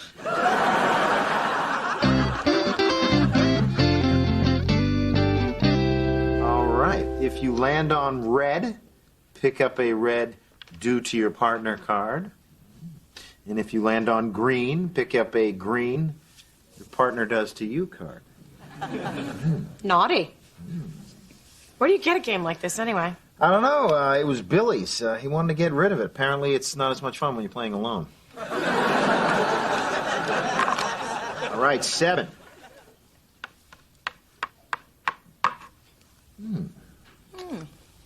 Pour hot fudge somewhere on partner and remove with tongue. Sounds kind of messy. Yeah, kind of a waste of hot fudge. Yeah. You know, pick another one. Yeah. Tickle partner with feather. Where are we going to get a feather? I don't know. Did it come with one? No, I don't think so. Yeah, just pick another one. Okay, now for this pleasure fest, you will need a pillow, a beach ball, and a kitchen utensil. You know what? This is ridiculous. You want to just go out back and do it? Yeah. Hey, we're back! Oh, damn, I just remembered where we had a feather. How was it? Terrific. It was great. Wow, check it out. You guys win that? Yeah. On the game where you throw darts at balloons. Well, you guys must have popped a lot. Actually, they're having a little trouble getting the darts to go all the way to the balloon, so I stepped in front of Logan and took the dart where the sun don't shine. I threatened the lawsuit, and bingo, we got a bear. Oh my gosh, are you all right? Oh, yeah. Sarah got some ice. You know, for a girl turning tricks, she's sure a little shy about putting ice down a man's pants. So, how were the rides? Pretty scary? They were awesome. Yeah, we went on the Viper, the Colossus, the men's room. That's not a ride. It is when you mix chili dogs and roller coasters. Okay, what do you guys say to Grandpa? Thank you, Grandpa. That's all right, kid. That's all right. Hey, what do you say? Let's do something tomorrow, huh? Yeah. Wow, tomorrow, another day with Grandpa.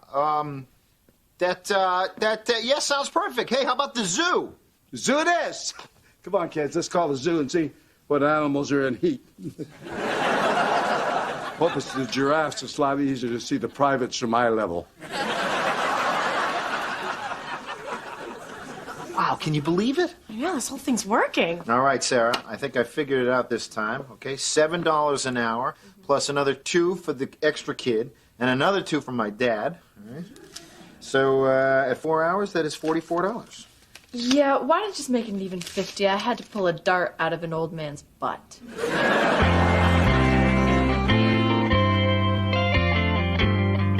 Hey, how was the tractor pull? It wasn't a tractor pull, it was monster trucks. And it was sad. Why? Because most of the cars they were crushing were nicer than mine. Are Big Jimmy and the boys back from the zoo yet? We haven't seen them, but we just got back. What? They said they'd be home like an hour ago. Hey, Christine, don't worry about it. They're probably just having a great time at the zoo and they don't want to come home. That or Big Jimmy saw the orangutans and thought he was home. You know what? Maybe I'll just call Sarah and check in. Oh, wait. We have a couple messages. Hi, Mr. and Mrs. Hughes, it's Sarah. I know this is short notice, but my grandmother got sick and I had to go to the hospital. I feel really bad that Dominic and Logan can't go to the zoo, but maybe we could do it another time. Bye. Jimmy, Christine, it's me. I just called to check in. I'm at the zoo with the boys. By the way, that girl didn't show up. I really feel bad. She's probably back on the sauce. Maybe I'll swing by a couple of strip clubs on the way home and look for her. Hey, boys, you know where the strip clubs are around here? Boys, you good? Boys? Oh, come on, guys. Where are you? Let's go. We tried.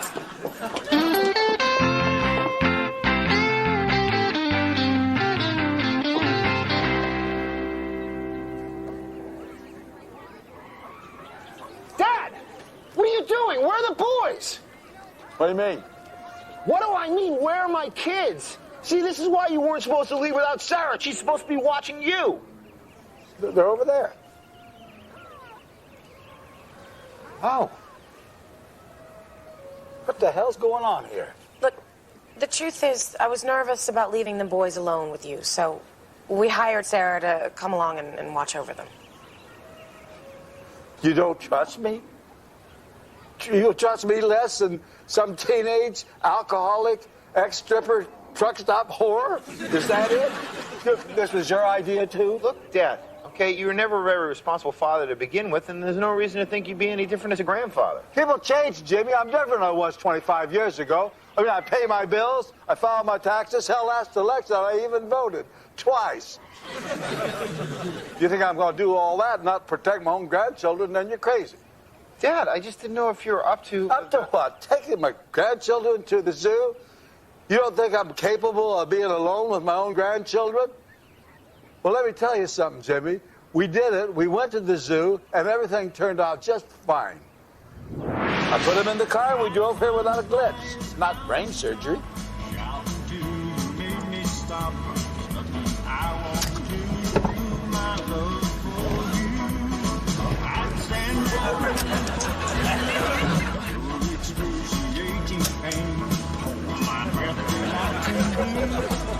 We had a blast walking around and looking at all the animals. And believe it or not, nobody got hurt. Hey, I think that zebra's giving birth.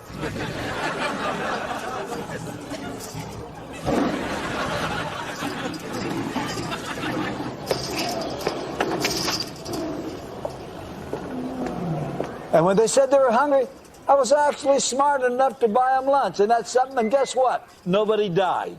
Well, you can really pack it in, huh? Hey, I bet you can't jam all those fries in your mouth all at one time. You're gonna get more soda.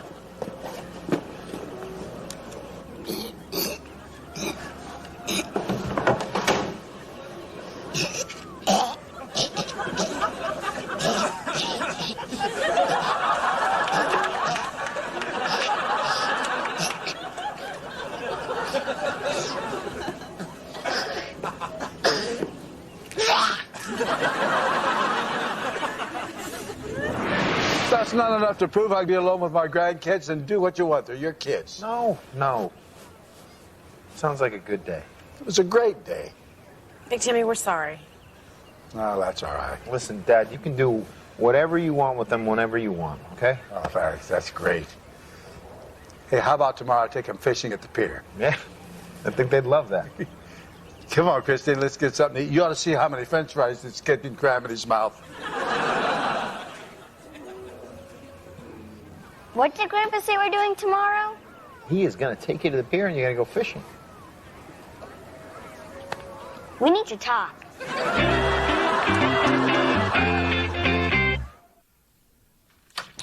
Hey, Jimmy, will you give me a hand? The kids won't get out of the car. I had to drag them kicking and screaming out of Kmart. Dad, Dominic and Logan are in the kitchen drawing. You went to Kmart alone.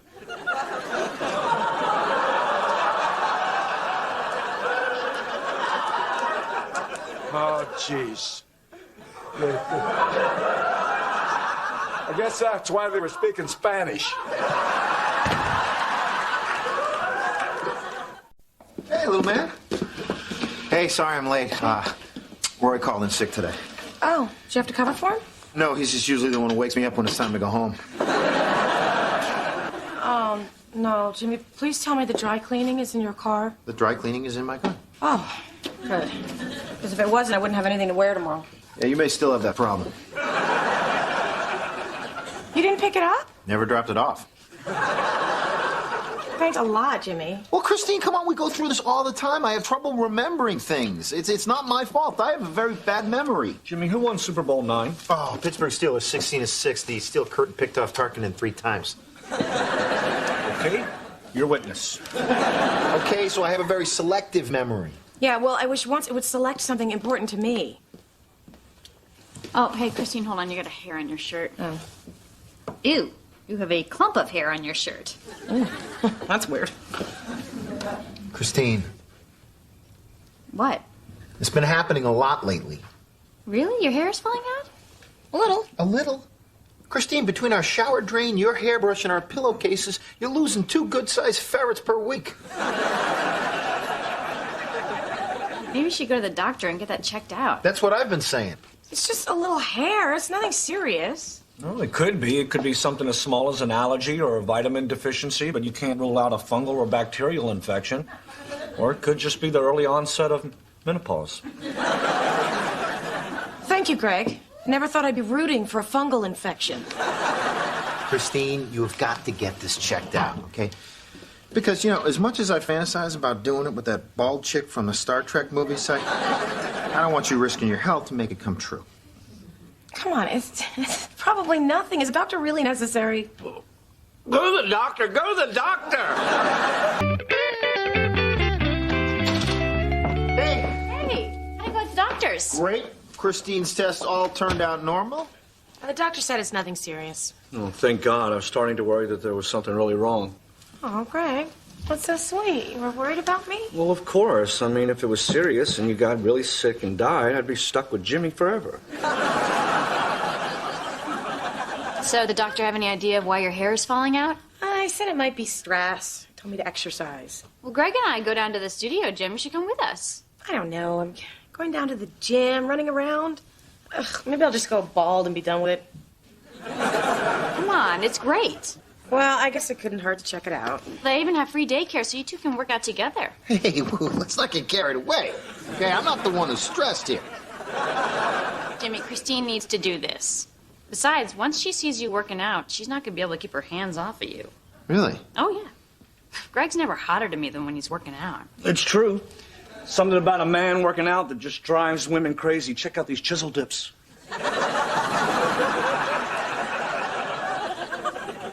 Give me some of that.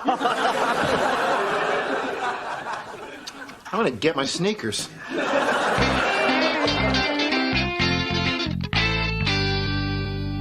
Isn't this great? A lot of famous movie stars work out here. Yeah, yesterday I used the bench press right after Lucy Liu. Wow. Must have been embarrassing when you had to decrease the weight. I usually like to start my workouts with a couple sets of lunges.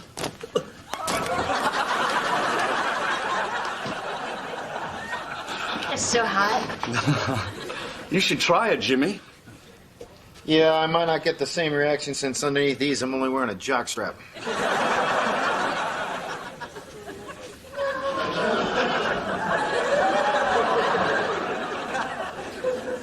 Hey, guys. Hey, what's up, dudes? Hey, y'all here to get your sweat on? I didn't know you guys worked out here. Every day.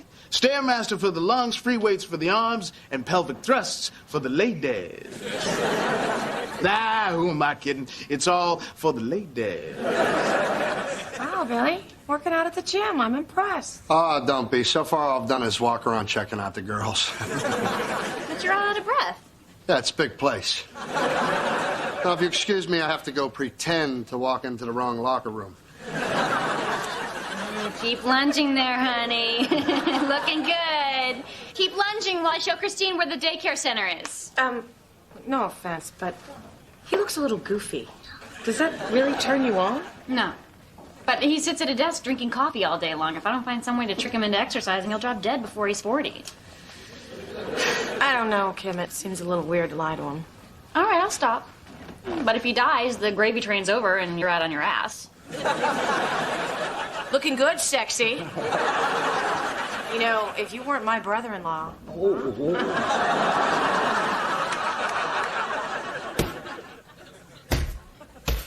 check it out. It's Bess. Oh, great. Well, I mean, we should go over and say hi. She's our boss. Our hot, sweaty, sports bra wearing boss. I don't want to say hi to her. For some reason, she hates me. Hey, Roy. Hughes. What machine you working out on today, the soda machine or the candy machine? Nice to see you, Bess. I didn't know you were into boxing. I'd ask you to go a few rounds, but I've seen you get winded punching a time clock. Okay, it's good talking to you. You know, I'd say something back to her if I wasn't afraid I'd get fired. I don't know what I did to get on her bad side. I wish I was on her bad side. Why? Because then I'd flip her over and get on her good side. All right. That's good, Bess. See you tomorrow. Thanks. All right. Hey, can anybody use these? Sure, come on in. Give it a shot. Hey. All right. That was good. Okay, first thing you need is a picture-perfect boxing stance, okay? Now move your legs. Yep. Step, step, 1, 2. Step, step, 1, 2. All right, keep doing it till you get the hang of it. Step. Good. Step. 1, 2. Step. Step. 1, 2. Hey, look at you. That's kind of cool, huh? Yeah. It's kind of like the electric slide, only with punching. Kind of like your cousin Bobby's wedding. Whoa, hey. Oh, you want a piece of this? Yeah, I do. Come on.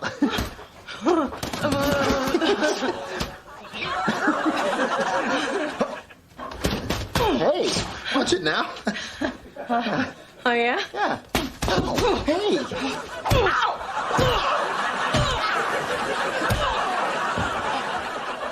That was good. Yeah, I know. Come on, put him up. No, I think I've had enough. Put him up, you big baby. Hey. Hey.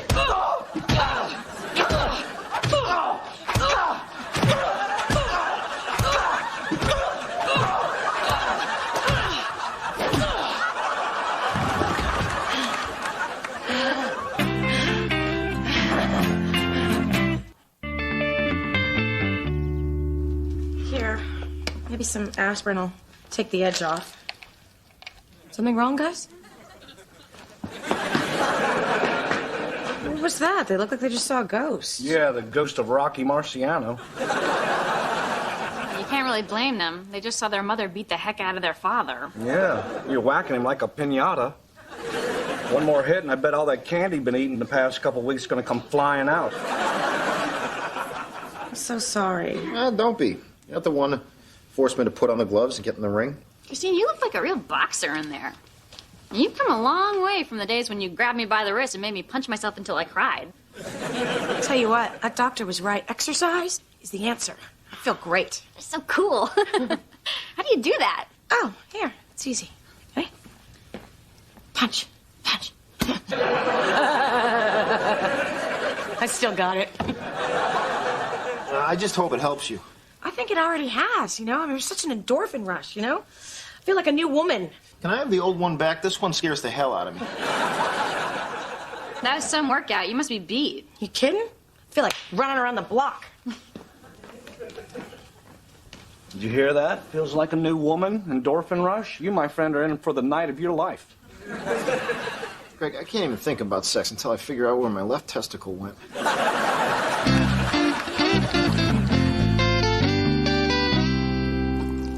You having soup for lunch? Can't chew, huh? What happened? Christine's hammer fist knock you off solid food for a while? I happen to like soup, okay? And I could chew just fine, you idiot. Then why are you looking at me? Roy said it.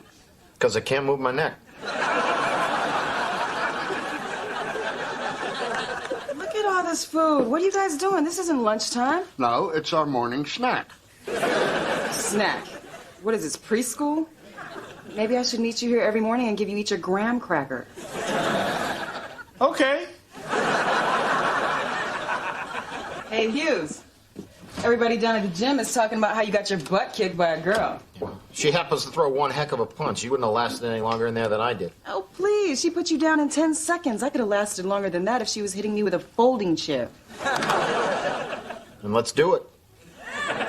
You want me to fight your wife? No, I want her to hit you in the head with a folding chair. All right. You want me to go a few rounds with her? Set it up. Anytime, any place. Well, I know a place with this pit that they fill up with Jell-O. Keep it up and you and me are going a few rounds. Promise is promise. Oh, man, this is great. I can finally shut her up for good. You guys saw Christine. She hits like a Mack truck. She's gonna kill her. Are you sure Christine's gonna fight a woman for you?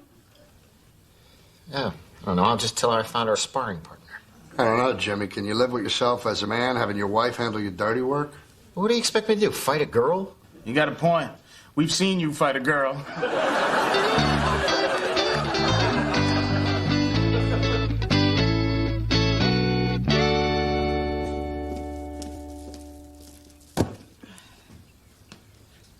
Hey! Hey!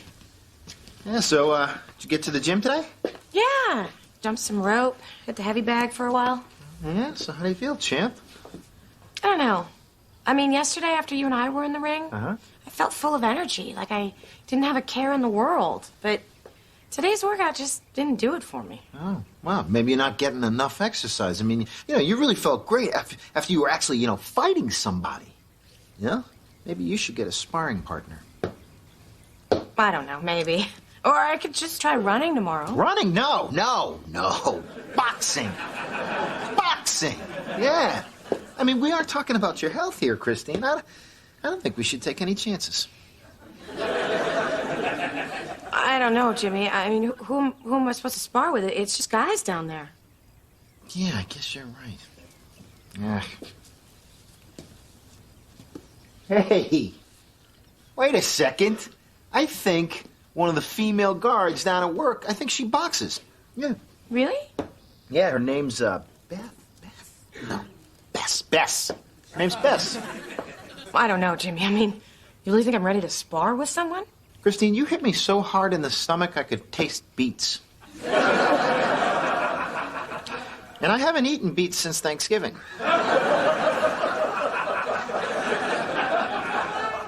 Well, the trainer did say that I was kind of natural. Yeah, that's right. And the best way to improve is to get in there and mix it up with somebody else. It's like when I was 15 when I realized about sex. You can only get so good on your own.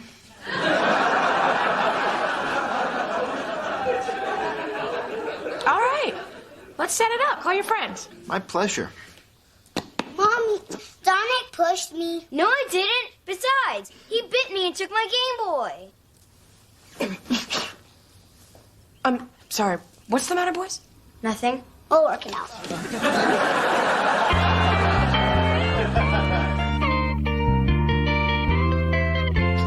Remember, keep your feet moving, have a good workout. All right? All right, that's right. Now listen, Bess is in really good shape. Okay, so feel free to just hit her hard. Okay? Also, this is not a sanctioned boxing match, so if you want to, you can go ahead, headbutt her a couple times. What? Just have fun. Wow, look at her move. She's like a gazelle. Yeah, a fine gazelle.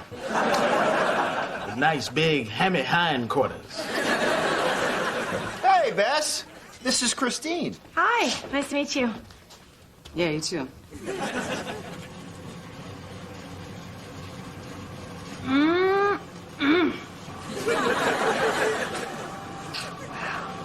Keep it up. Looks so hot. What an amazing body.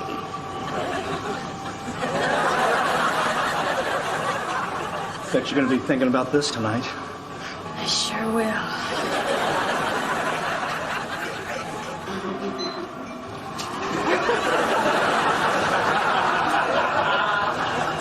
Hey, come on. Touch gloves, go back to your corners. On my call. Time. All right, looking good, looking good. Electric slide.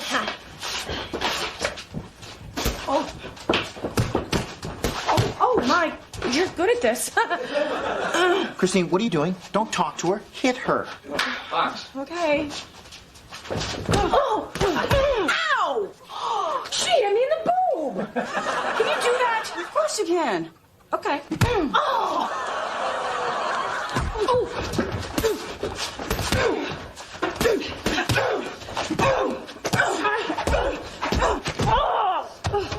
What are you doing in there? Well, so far I'm getting my ass kicked. Great. Christine, you're not trying, okay? You can hit harder than that. I know you can. My left testicle's been missing for 2 days. Now go get her! Oh, okay. Oh!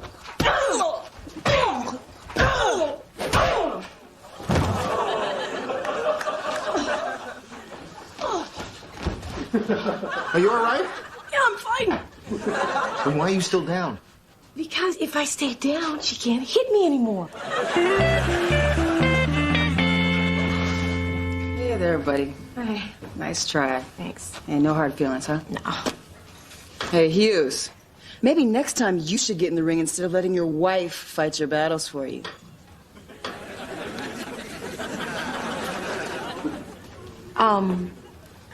What was all that about? Nothing. Nothing? Jimmy, why exactly did you set all this up? Because I wanted you to get some exercise. Liar. Okay. Bess drives me crazy all the time at work, and I can't say anything or do anything about it because she's my supervisor, so I wanted you to beat her up for me. It was a stupid idea, I'm sorry. Ow, that hurt. Good. Because now you know how I felt in there. You weren't worried about me or my health. Ow. This was all about you, just like everything is always about you. God, here I was thinking that you were finally taking care of me for a change, and all you were doing was trying to get me to beat up some girl for you. I could have been killed, and now you... Ow, okay. See, there's that fire. Why don't you bring that into the ring with Bess? Because I'm not angry at Bess, I'm angry at you. Ow. God, that feels good. Not to me, it doesn't. Yeah, well, too bad, because that's the best I've felt since the last time I beat you up. Jimmy, did you hear what I just said? Some of it. My ears are still pinging from the last couple jabs. My hair is falling out because of stress. But that stress is because of you. Me? Jimmy, I love you, okay? I mean, you're the greatest guy I'll ever know, but at least once a day you do something that makes me want to kill you. Why didn't you ever say anything about it? I don't know. So I don't want to be a nag, I guess. Well, Christine, you can't keep it inside, not if it's going to make you sick. You know, if I do something that bugs you, you got to get on my case about it. I know, but that's what my mother did to my father, and it drove them apart. That's what Kim does to Greg, and well, we'll just have to see what the future holds for them. Christine, okay, we are not them. Okay, and you can trust me to listen. I love you. All right, so from now on, I'll just point out when you leave this toilet seat up. No. Or when you tear the corners out of my magazines and start picking your teeth with them. See, I didn't even know I did that. Chew with your mouth open. Stab me in the night with your toenails. Push off of me after sex like I'm a diving board. Okay, you know, I think you may have something about this whole nagging thing, so, here's another idea. Why don't you keep everything bottled up inside, and then, once a month, we come down here, you beat the hell out of me. Deal. Well, come on. Maybe on the way home we can, stop somewhere? You know, park? There's a game on. Plus, you smell a little funky. Jimmy! Hey, save it for my whooping. Save it for my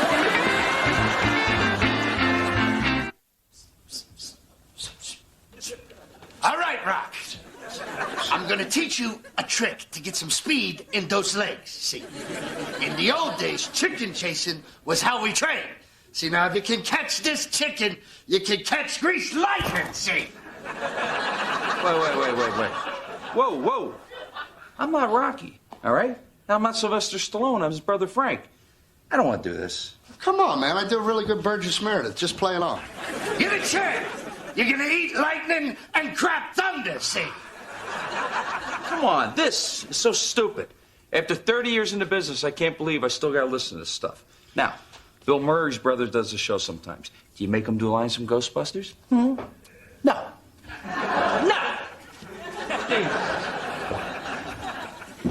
Forget it, man. He's not gonna do it.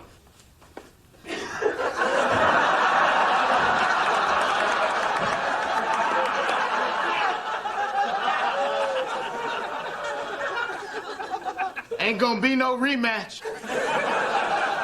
Ain't gonna be no rematch. What time does the bus leave? I don't know. We're supposed to meet in the church parking lot at 9. Listen, I know you guys like to do fast food while we're gone because it's easy, but could you at least heat up a couple of cans of vegetables for my kids this time? I gave them vegetables last time. Sammy ate so many green beans they were coming out of his ears. Christine, I counted the cans of vegetables before I left. Oh. Wonder what that was coming out of his ears. Hey, man, I can't believe you guys are going to marriage counseling. It's not marriage counseling. We're going to a marriage encounter. Whatever. Listen, if you and Kim split up, you're going to want to keep the house. So, if you let me stay here, I'll testify she hits you. We're not splitting up. It's a marriage encounter. It's not what you think it is. It's a program designed to focus on your relationship. It's not about marriages that are in trouble. It's to make good marriages even better. How did Kim rope you into this? I don't know. You know how they're always yakety-yak when you're watching television. She must have mentioned it during that Rachel Hunter music video. And I got to tell you something, Jimmy. Stacy's mom has got it going on. How did you convince Greg to go to this thing? I didn't. What? I never asked him to do it. I just reminded him yesterday that we were going, and he was too scared to admit he didn't know what I was talking about. If he's not going to listen to me half the time, I might as well take advantage of it. Were you at least in church when they talked about this? It must have been during football season. Ah, see, that's karma for you, right? Yeah. You skip an hour at church to watch football, and you end up spending a whole weekend in a circle full of strangers talking about your marriage. That God's a sneaky little fella. Okay, everyone, grab your burgers and get comfortable in front of the TV. Let's go.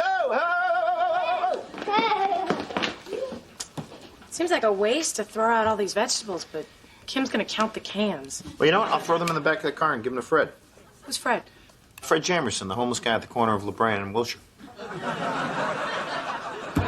You know his name? Yeah, it's a long light. Does he even have a can opener? Nobody has a sign that says, "We'll work for food." He's gonna have to work his ass off for this. We have a message. Hey, it's your cousin Paula. Oh, it must be for Greg. Listen, I'm sorry to be calling with bad news, but your great Aunt Claire is in the hospital, and we don't know if she's going to make it through the night. Oh, man. So if you could come to Loma Linda Hospital as soon as you can, I know it would mean so much to her to see you. She's been asking for her favorite nephew all morning. See you at the hospital. Bye. Man, poor Greg. I better call him. Did Kim tell you what hotel this thing was at? I don't know. Maybe. But you know how she always yakety-yaks when you're watching TV? She probably told me during that Rachel Hunter video. What? I can appreciate the beauty of a woman's body. Christine, you know, if I wasn't thinking about Greg's poor old dying aunt right now, I would be all over you. All right, I'm gonna call his cell phone. Let me get the electric can opener. That's a good sound for them to hear in the background. He's not answering his cell phone.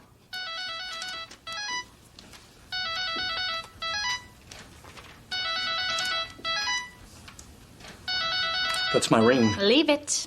Hi, everyone. I'm Bob. Hi, Bob. Before we begin, I want you all to congratulate yourselves for coming today. Just the fact that you're willing to be here proves that you already have a good marriage and you're well on the way of making it even stronger. Like we'd even be here if it wasn't for our wives forcing us. Yeah. Tell me about it. Then they trap us by bringing us here in a bus. Yeah. Did they have to put that big banner on the side that said marriage encounter? Why didn't they just cut off our testicles and dangle them from the rearview mirror? Now, I know a lot of people get nervous when they hear the words marriage encounter. They picture a group of people sitting around in a circle, talking about their marriages to a bunch of strangers, but That's not what we do here. As you can see, we're in more of an oval. Oh, it's the lighter moments that get us through. But seriously, you won't have to talk today. All you have to do today is listen. Thank God. Because we have a couple of fabulous, well, couples from the church who have volunteered to talk to you about their marriages and the secrets they found to keep them strong. Want to play hangman on our heads while these idiots talk? Yeah, you're on. I want you to meet Cliff and Marie Marshall. 2 words, 11 letters, category the Olympics. Is there an H? No. And please welcome another couple who have volunteered to share all the beautiful secrets of their very successful marriage, Kim and Greg Warner.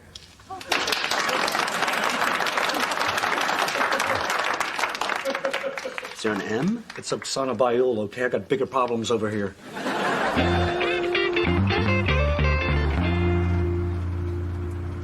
I can't believe this. Greg would just answer his phone. We wouldn't have to drive all the way up there. Now, don't worry about it. We'll be there in under an hour. You know what I was just thinking about? That first long car trip we took together, Ocean City. And 18 years later, we're still doing it. How many couples can say that? How many can say they're still doing it in the same car? Hey, thanks for getting a babysitter so you can keep me company.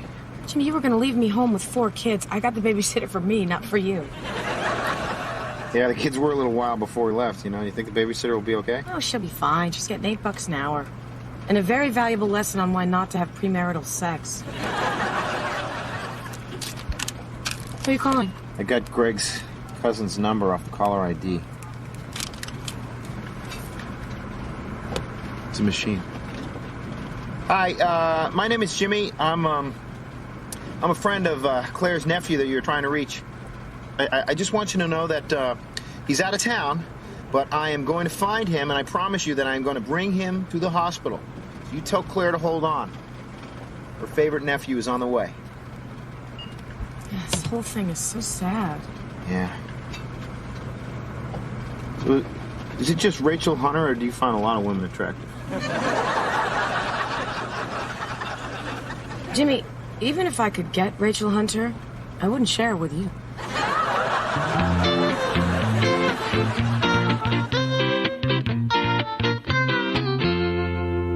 But if you really want your marriage to last, you have to find a way to keep things fresh in the bedroom. Oh, God, I hope she's talking about laundry detergent. Incidentally, this Friday marks the beginning of our 5th decade of lovemaking. And for all you young fellows who think you won't be able to please a woman when you reach our age, trust me, you will. I'm sort of like Greg Maddux at the end of his career. I'm not a power pitcher anymore, but more of a finesse player. Don't let him fool you. He can still bring the high heat.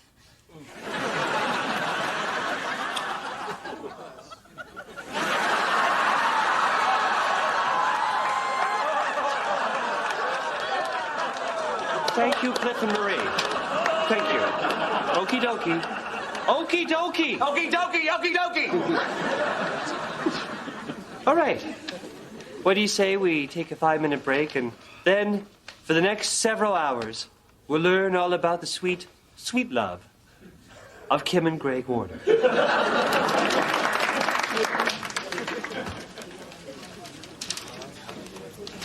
Okay, when we get up there, we'll both talk about our relationship, you know, how we communicate, what we love about each other, but I'm not really comfortable with the sex stuff. Will you cover that? Yeah, I can't wait. I'm gonna go get a snack. Do you want anything? Yeah, I want to go back to the good old days when a man couldn't get an erection after age 50. Man, I could barely sit through those old people talking about sex. Oh, tell me about it. I'm going to have to go home and drink a 5th of vodka to just get that image of Wilford Brimley mounting Grandma Moses out of my head.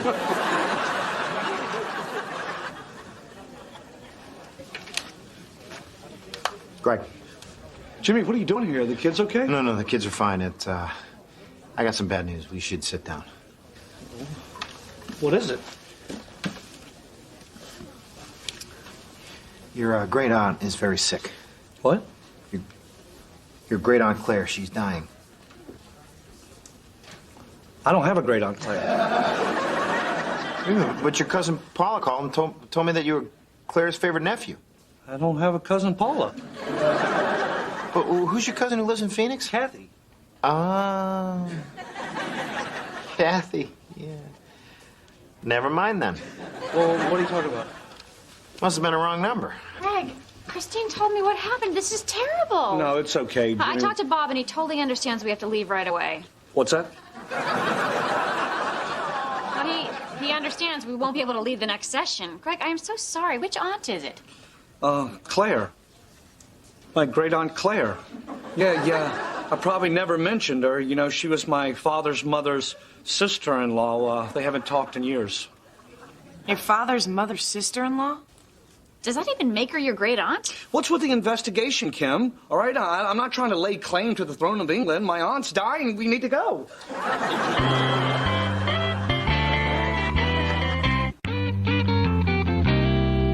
That's okay. I got it. We'll just put gas in the car and we'll be right back on the road. Let's just hope she can hold on. For God's sake, let her hold on. Hey, buddy, what a day, huh? What a day. Greg, what are you doing? I'm buying you gas and anything else you want. Slim Jims, Ring Dings, Chocodiles. Go ahead, fill your pockets, my liberator. Yeah, okay. Greg, Christine and Kim are in the car, and they think we're going to see your dying aunt. So what exactly is your plan here? Not sure. All I know is 10 minutes ago, I was about to talk to a bunch of strangers about my sex life, and now I'm trying to decide between Yoo-Hoo and Strawberry Quick. Life is taking a delightful little turn. No, aren't you a little concerned? I mean, you skipped church for football, and God made you go to a marriage encounter, and now you get out of that by lying to your wife about having a dying aunt. I mean, what kind of punishment are you going to get for that? Jimmy, God helps those who help themselves, okay? And I'm about to help myself to some snacks. Ooh, they got Duran for the nice price. Fine, joke around, okay? But I made a promise to a dying old lady that I was going to bring her favorite nephew. Now, maybe you don't care about what God thinks when people break their promises, but I do. Jimmy, when did you get so religious? Last time you were at church, you looked at the cross and asked what the T stood for. Okay, here. Do me a favor. Here's $10. Call that number in 5 minutes, and when I answer, hang up. No problem. Are you sure? Hey, throw in another 10, I'll talk dirty to you.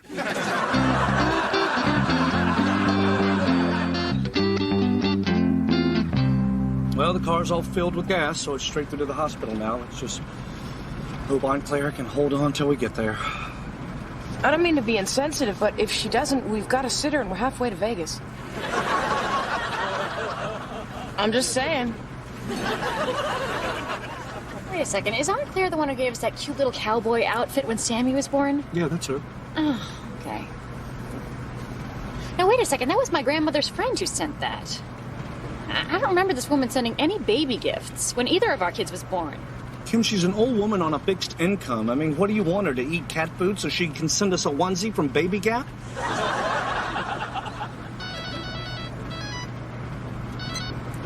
Hello? Yes, this is Greg. Oh, hi. It's my cousin Paula. How is Claire? You are kidding. Oh, my God. She naked? No, you're right. I guess there's no reason for us to come to the hospital now. Okay, you take it easy.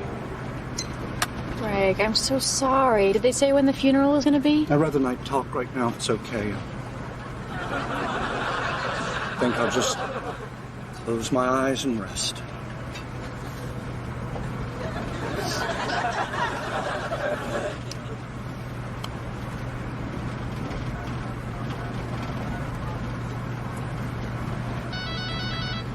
I got it. You rest. Hello, Greg's phone. Hi, this is Jimmy. Oh, hi. It's your cousin, Paula.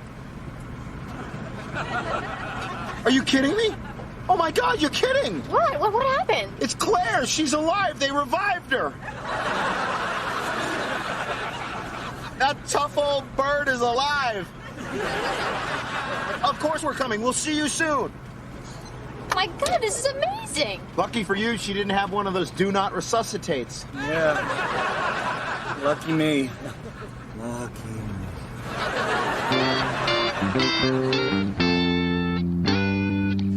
Hi. I'm looking for a very sick old woman. Well, you can have me, but I'm more twisted than sick. Her name is Claire. I'm kind of in a hurry. Okay, I'll take a look. Thank you. What the hell are you doing? Kim's gonna kill me. Hey, that's your problem. I got my own problem. I made a promise to this woman's family. I got to tell them I made a mistake so they can call a real nephew. Greg, get a hold of yourself. I know you're upset about your aunt, but if my head had been an inch closer when you slammed the door, I'd be in the bed next to her. Sorry. Did you find a Claire? Well, the only Claire we have is a Claire Atkinson in room 304. 304. Thank you. Thank you. Hey, what are you doing? Follow Jimmy. I'm going to the gift shop. I'm gonna get her a big box of chocolates. Greg, she's dying. Good point. I'll get her a small box.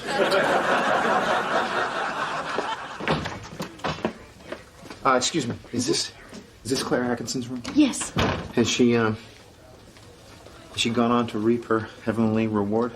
I don't know if she's reaped her full reward, but she has most of the down payment. Is her family in there? No, they've been here all day, but they went out to get something to eat. Oh, damn it! Are you family? No, but I'm starving. Well, I'm glad someone's here because she's really going fast. 302, 303, 305. Hey, you skipped 304. What is wrong with you? Stop yelling at me. My aunt is sick. You're right, I'm sorry. Let's go in. Oh, wait a minute. I need to go in alone. Why? Now, what is going on here? Why are you acting so weird about all of this? I never told you this. Kim, my Aunt Claire never liked you. What? Why do you think you never met her? She thinks I married below myself. She knew your dad was a baggage handler. Well, you know what? I'm going in there. I'm going to say something. Kim, the woman is dying. I mean, does this really have to be about you right now?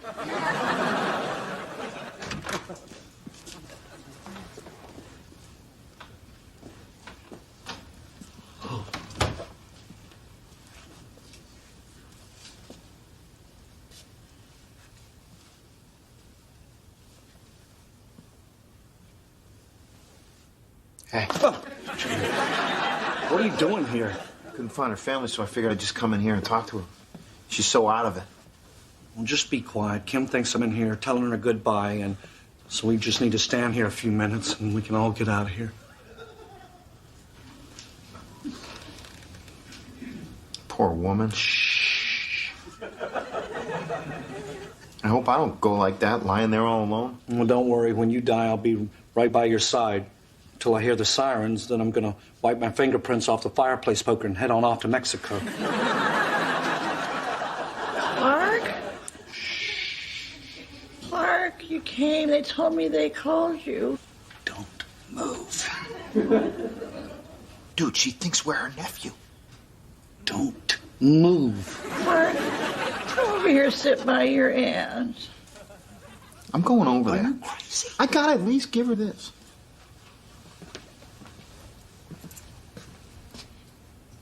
Hi, Claire.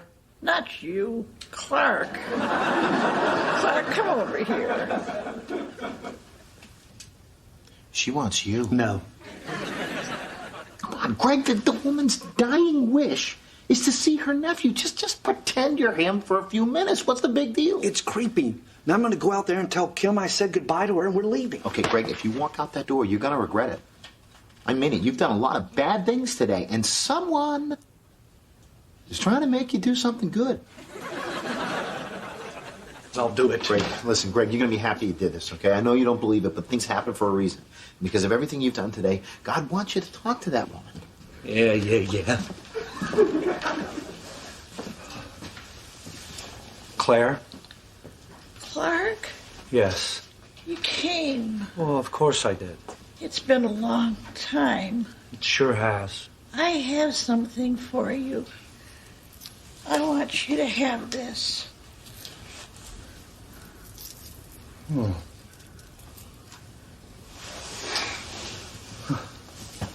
You You've brought nothing but shame and misery to our family. Your whole life, you're a horrible, horrible man. What? Che vigrania tu sei la nuzzo, va a diavolo, ma lord che.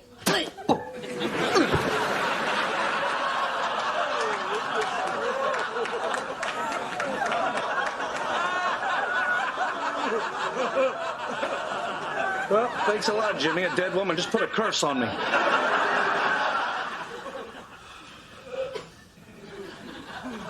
You sneaky little fella.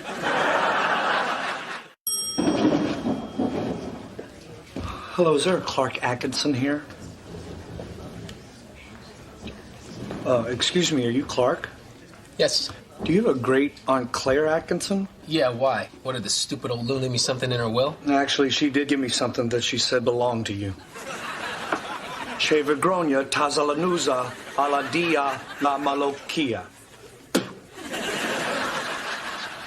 Sorry for your loss.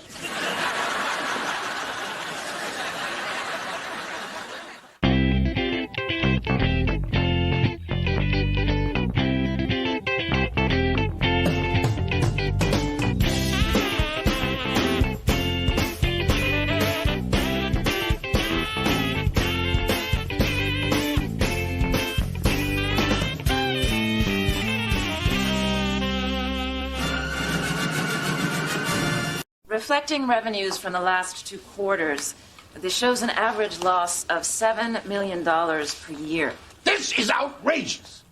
Who's responsible for this? Well, sir, you approve all the budgets. I mean, who put the onion bagel in with the pastries? I run a multi-million-dollar corporation, and I'm stuck eating a blueberry onion muffin. Mr. Savitsky, there's someone from the prison here to see you.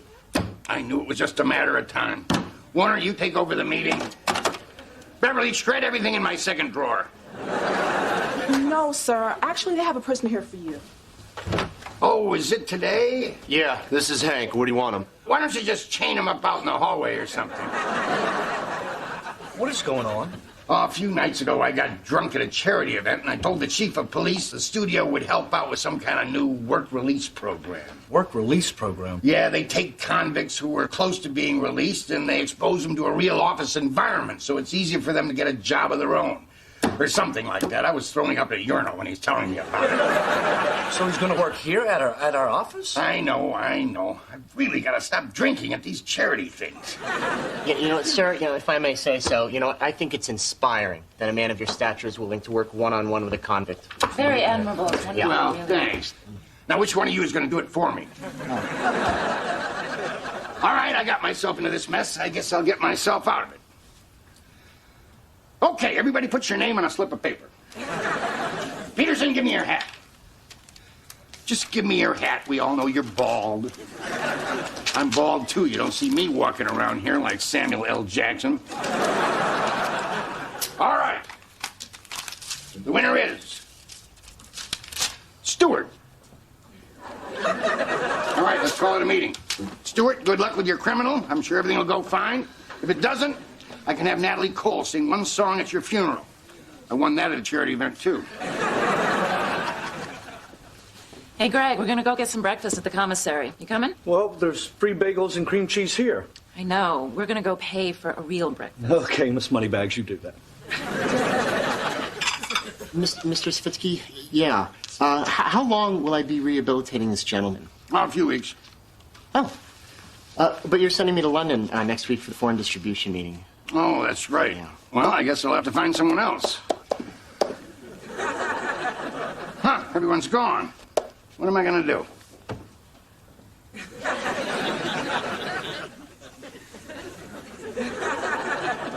Warner? Is that you, Warner? Warner? What's that? Listen, I need you to take over the convict for Stewart, okay? No problem. Damn bagel shitty. Hey, how was your day?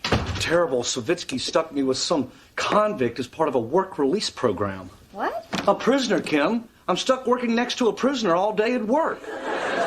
Do you have any idea how hard it is to proofread a deal memo when you're worried about getting shanked? Well, what's the guy in jail for? Well, according to him, and I quote, because that bitch Tony can't keep his mouth shut.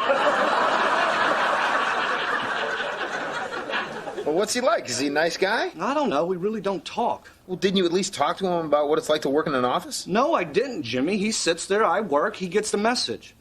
By the way, where's Logan's Game Boy? I want to give him something to do tomorrow. Geez, why don't you just give him a paddle with a ball and a string? No way. He'll tie me up with the string, beat me with the paddle. God only knows where the ball would wind up.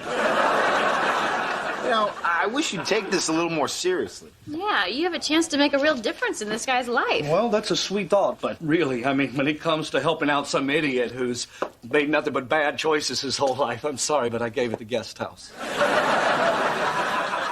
Go ahead and joke, but I can relate to this guy. You know, I can't help but think, but with a few wrong turns in my life, that criminal could be me. Yeah, when we were in high school, Jimmy took lots of chances with the cops. You know, using a fake ID to buy beer. I used to worry about him getting arrested all the time. Yeah. Well, if something happened to Jimmy, where would you get your beer? Look, I'm just saying that you can really help this guy, Greg. So when he comes in tomorrow, spend some time with him. Show him around the studio. Answer his questions. I don't think so. Okay, fine. Then give him to me. What's that? You won't help this guy? I will. Really? You do that? Yeah. You know what? Tomorrow, bring him down by the guard shack. Great. He's all yours. I mean, it's better that the guy work with you anyway. Realistically, you know, he's never going to be a big executive at a studio. But going from convicted felon to security guard, that's practically a lateral move.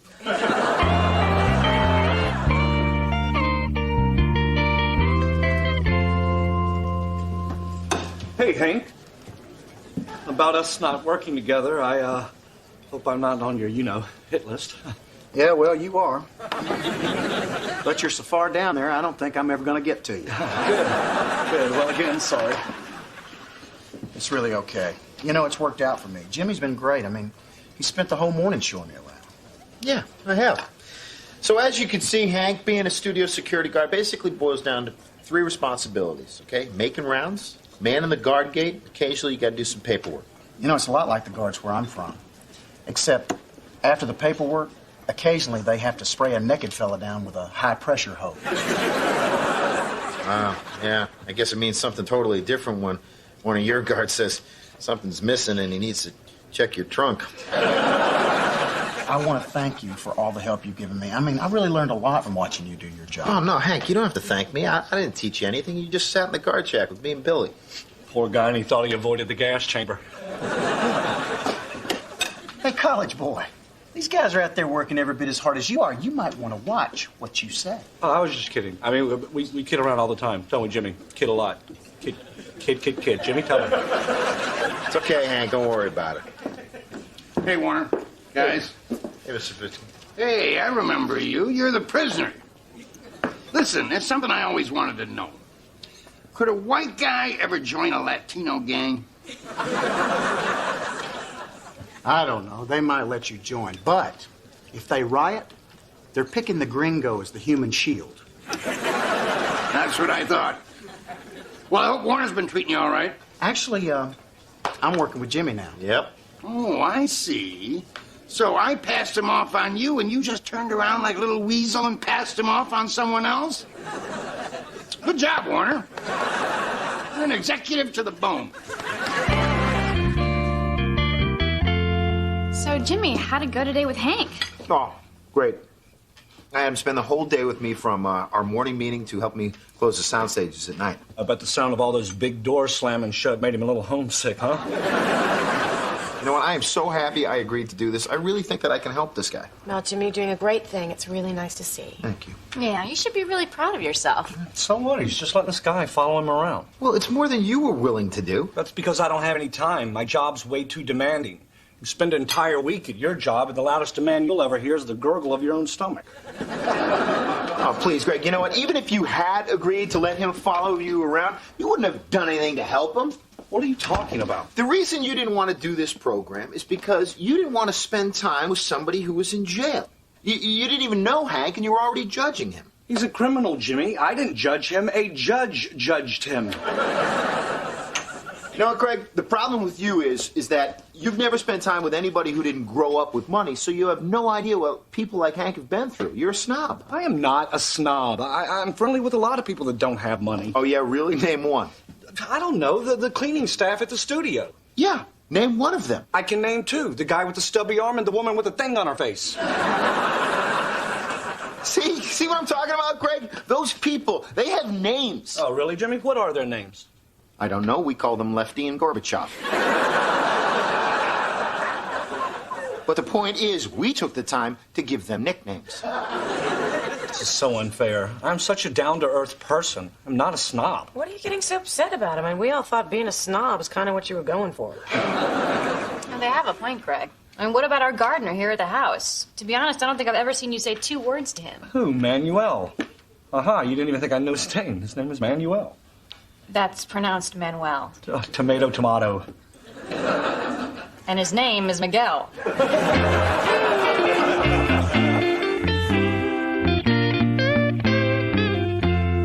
Hey, everybody. This is Curtis. That's right, Jimmy. I have my own criminal. He's peppered with bullet wounds, and he's mine, all mine.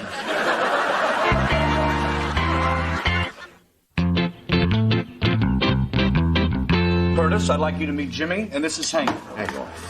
Yeah, I know this guy. Hey, man, I haven't seen you since you got transferred down to cell block 9. How is it down there? It's great. The warden just got us a Solaflex machine, you know. Of course, I got to pay the skinheads $20 a month to use it, but I figure, hey, it's like going in a gym. What are you doing? I am not a snob. I can help out a criminal just as good as you can. Oh, yeah, right. Hey, Hank, why don't you tell Curtis and Greg all the fun stuff we've been doing? Oh, man, you're going to love this program. It's fabulous. Jimmy's been doing so much with me. He took me around, he introduced me to all the big wigs, showed me all around the lot. We even went to the set of Judging Amy. Big deal. We're going to do all that and a lot more. Really? Mm-hmm. Can I see the set of Judging Amy? Are you kidding? I'll get Judge Amy to hear your appeal. You know, this is so great.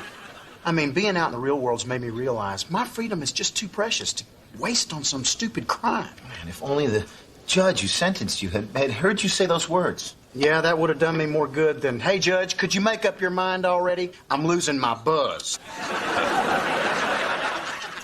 Oh, man, this chicken is disgusting. I think I just ate a piece of beak. You know, the first thing I'm going to do when I get out, have myself a decent meal. Yeah. Guess it's probably tough going 3 years having to eat whatever the boss man chose to put on your plate, huh? Oh, really, Jimmy? You've been doing it in my house for 4. You know what I can't wait to have? Chili. I want a shrimp cocktail with those big shrimp like my buddy Charlie got at his last meal. Well, you know, when you guys get out of prison, I'm going to take you down to the Hollywood Bar and Grill. They have delicious shrimp cocktail and chili. Why wait until they get out? I'll take you there right now. Oh, I don't know, Jimmy. I don't think we're supposed to leave the lot. Well, it's only 5 minutes from here. Can we go too? Of course we can. Yeah. This is going to be great. Thanks, Jimmy. Hey, no problem. All right, I'll drive. Shotgun!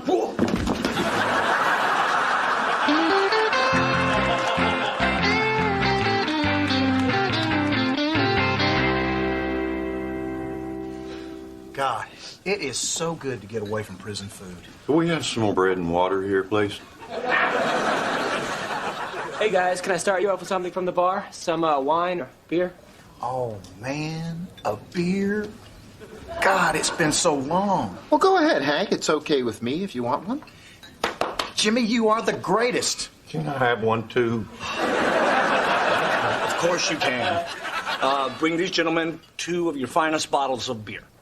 You know what? The last time I had a bottle of beer in my hand, I smashed it over some guy's head. You know what? Bring his in a paper cup. I can't tell you how many nights I've lied in my bunk and dreamed about a moment just like this. This and taking a crap in a room with a door. Hey, Hank, you know, when we get back to the studio, I'm going to show you the new software we got on our computer. Oh, so they finally came out with Donkey Kong 8.0, huh?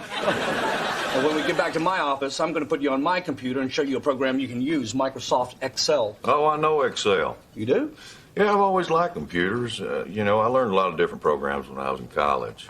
I didn't know you went to college. I went about 1.5 years, and then I ran out of money. Then I went and asked my mom for some more. Next thing you know, I was in jail. Well, why? There's nothing wrong with asking your mom for money. There is if your mom's a bank teller and you're holding a gun on her.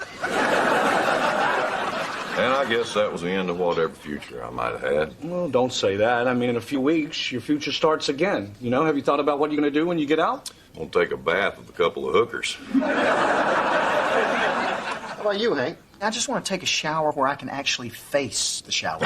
No. I'm talking about what you're going to do for work. What kind of job do you want? Oh, I don't know. I got a cousin in the mulch business. Well, maybe you could do something with computers. You already know Excel. I could teach you Word, PowerPoint, PeopleSoft. Learn those and you can get a job anywhere. You really think I could? Absolutely. I really appreciate that, Greg. I might give it a try. Hey, just for the record, you know what a couple of hookers go for these days? You know what? I'll ask around.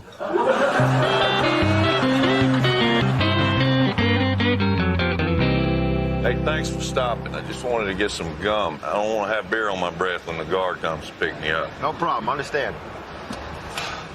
We're just going to be a minute. You guys need anything? You know what? You can give me a pack of turkey jerky while you're in there. They got jerky made out of turkey now. You boys have been away a long time. Hey, can I get some bite-sized Kit Kats? Bite-sized Kit Kats? Man, what planet is this? This is starting to freak me out a little now. It feels good. What? Helping Curtis. It feels good. Well, I got to hand it to you, Greg. I didn't think you could do this. And when I called you a snob, I was wrong. No, Jimmy, you were right. I mean, I started doing this to prove that I wasn't such a judgmental person, but I was. And getting to know Curtis, he's all right. I mean, he's basically a good guy who made some bad choices. Exactly. It's funny, the whole thing was supposed to be about Curtis learning something. It turns out I learned something. Yeah. It's kind of like when I helped Dominic with his history test, you know? Did you know there was a president named Grover?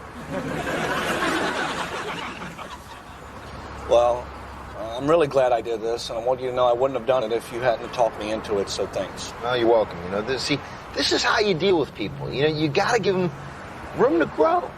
It's just space to be human beings, you know? We should feel really good. I mean, we pretty much single-handedly got those two guys ready to rejoin society. Drive. What? Just floor it, man. We don't have a lot of time. What's here. going on? What's in those bags? Wallets, cash, a couple of watches. We'll divide it up later. Let's just get out of here. You robbed the place. What in the world are you thinking? I don't know. Maybe it was that beer, man. I've never been able to handle the stuff. Alcohol was a big part of the reason I got sent away in the first place. Me, I just love robbing people. Why didn't you tell me you couldn't drink? It's been 3 years. I wasn't sure if it was still a problem. I guess it is. You guys do this. You're this close to being rehabilitated, now you're gonna throw it all away? Yeah, what about everything we talked about? Getting the new job, having a fresh start. How about a future? You guys can get 5 more years for this. Oh, God. Stupid. You know what? Maybe this is our fault. Maybe we gave you too much freedom too fast. Now, you guys gotta have to correct this while it's still time. You need to march back in that store and return all the wallets and the cash. I can't. If I go back in there, they're going to think I'm there to kill them. Why would they think that? Because he told them if he saw any of their faces again, he'd kill them. I guess then I'll have to go. Give me this. Hey, thanks, Greg. You're the best. I'll go, too. Hey, Thanks, Greg. Jimmy. I forgot your turkey jerky, but you can't miss it. I knocked the whole display over to get their attention. 166, 167, excuse me, people? Oh, my God, there's a second wave. They're not done with us. No, it's okay. We've had a bit of a misunderstanding. If we can have everyone's attention. Don't look at them, it's a trick! Don't kill me. I've got kids at home.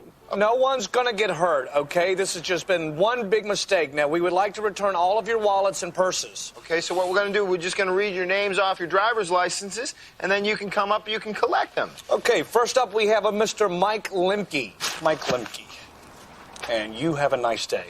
Okay, next we have Pam Yesner. Come on down. Okay, next, a Mr. George... Oh, God.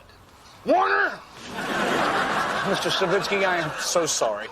What the hell's going on? Well, it was Hank and Curtis that robbed the place. The convicts? What were those two doing off the lot? I thought it'd be nice to take them out to lunch. You what? Wasn't such a good idea as it turned out. Look, Mr. Savitsky, we messed up, but Curtis and Hank, they didn't mean to do this. They just had one little lapse in judgment. Lapse in judgment. They told me if I made a noise, they'd kill me. I came in here to get a lottery ticket, and I ended up nearly pooping myself. Look, we've spent a lot of time with these two guys, and they're not bad guys. I mean, they can be rehabilitated. And if you'll just walk with me out to the car, I'm sure they can explain everything.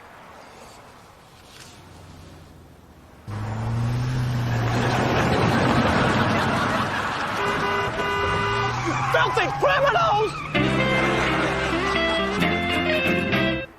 Ladies and gentlemen, Travis Tritt and Trace Atkins.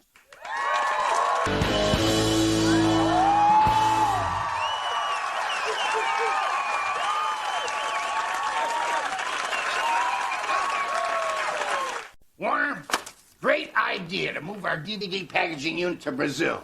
It's saving us $2 million a year. Plus, it's a far better place for me to inspect factories than Thailand. Those women in Rio are beautiful. But aren't the women in Thailand beautiful? Yeah, well, unfortunately, so are the men. Fool me once. Well, anyway, I can help. You know, you've had a lot of great ideas around here, Warner. You're a good man. You remind me of myself at your age.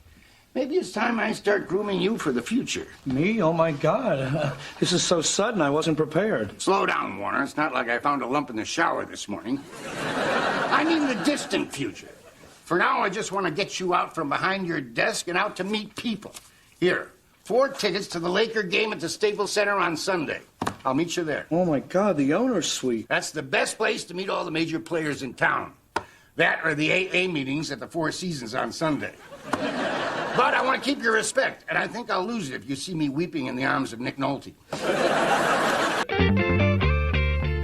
Hey. Hey, how was your day? Excellent. Savitsky said he wants to begin grooming me. Oh, well, that seems about right. I mean, the way he rides you all day, it seems only fair that he'd give you a little hosing and a brush down.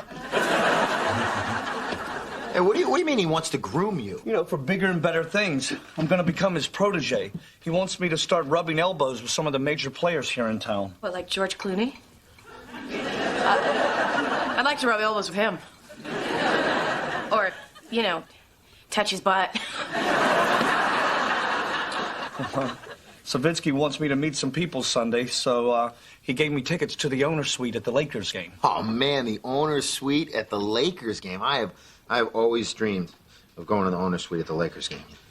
That is, when I'm not dreaming about Jennifer Lopez.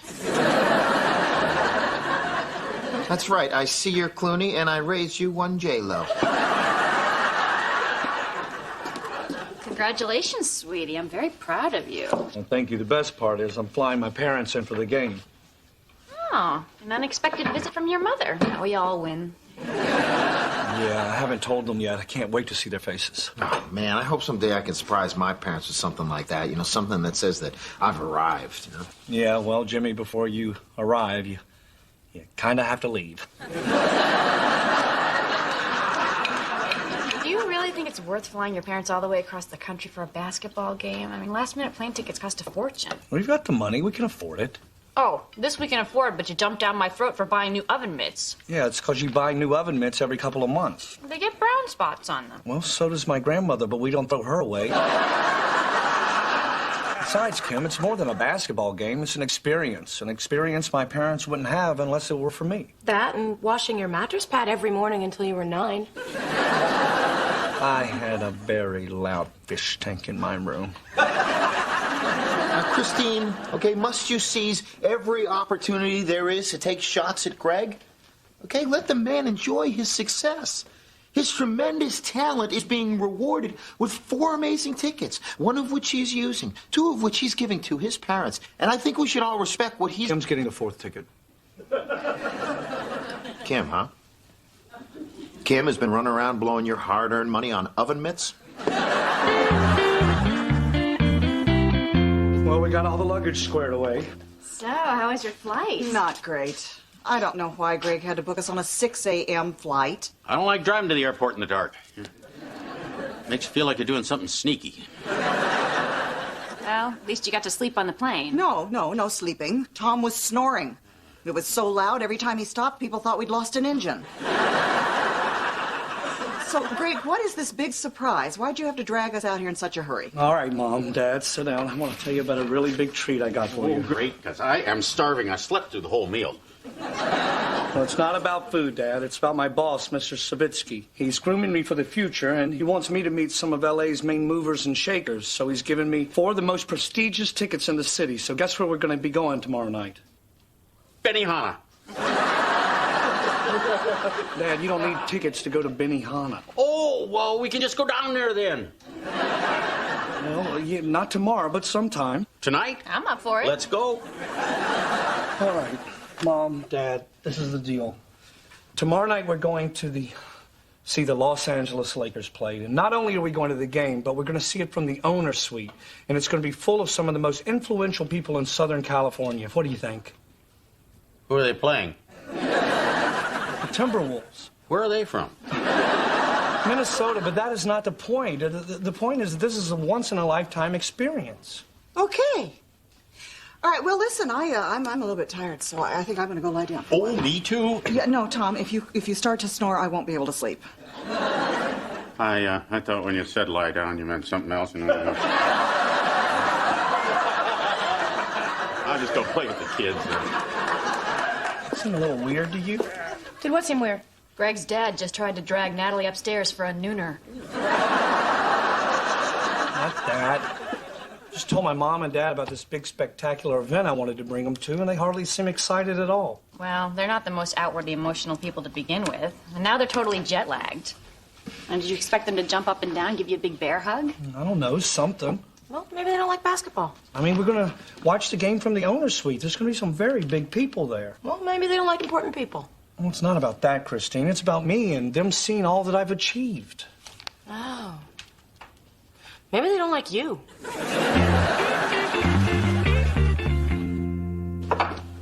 Hey, you guys are gonna have a blast at this basketball game. You know, are the Lakers the team that have that giant China man? No, that's Yao Ming. He's on the Rockets. But the Lakers have their own giant, Shaquille O'Neal. O'Neal? Irish. You don't know who Shaq is? He's maybe the greatest center to ever play the game, and you guys are going to be watching the game from some of the best seats in the house. You're going to have the time of your life. Well, you know what? You sound like quite the basketball fan. Why don't you take my ticket? Mom, hey. But, you know, Natalie, that's a very generous offer, but I can't accept it. Generous offer? It's a basketball game. I'd rather spend time with my grandkids. Well, what about spending some time with your son? Greg, I love you, but after 35 years, I kind of get the picture. Seriously, Natalie, thank you, but I really got to say no. I mean, this is a big deal for Greg, and I know if I was in his shoes, I'd kill to be able to share a game like this with my parents. Or at least my dad. He'd flip over something like this. Well, then you should take your dad. What? We'll give him Kim's ticket. Kim, you don't care about a basketball game now, do you? No, not really. All right, okay, see, there, everybody's happy. Everybody's happy? Greg, you know what? If Jimmy had 4 tickets to a Lakers game, I am sure that he would give 2 of them to you and your father. I would. I definitely would.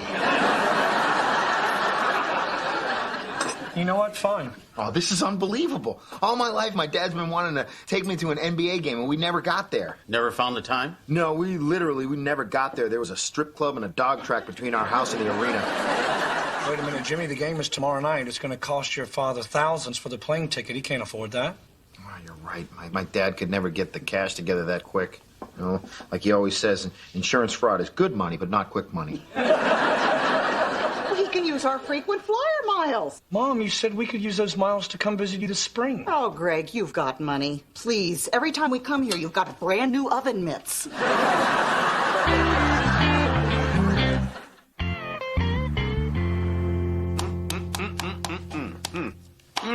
What's going on over there, Dad? This crossword puzzle. Need a 7-letter word for animal affection. Will you give up on that already? You've been stuck on it for 2 days now, and you're making me crazy.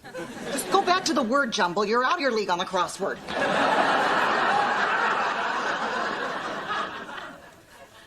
Henpeck.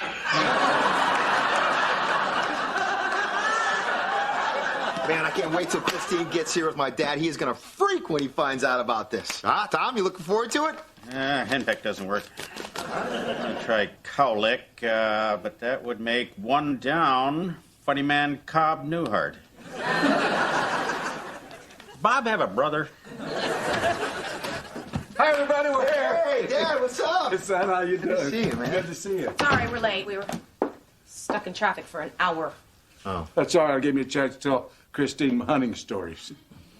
Every single one of them. She seemed interested. By the end, she was talking about getting her own gun to shoot.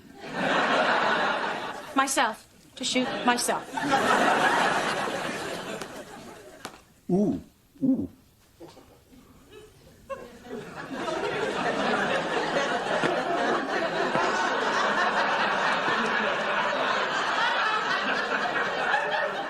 What's your name?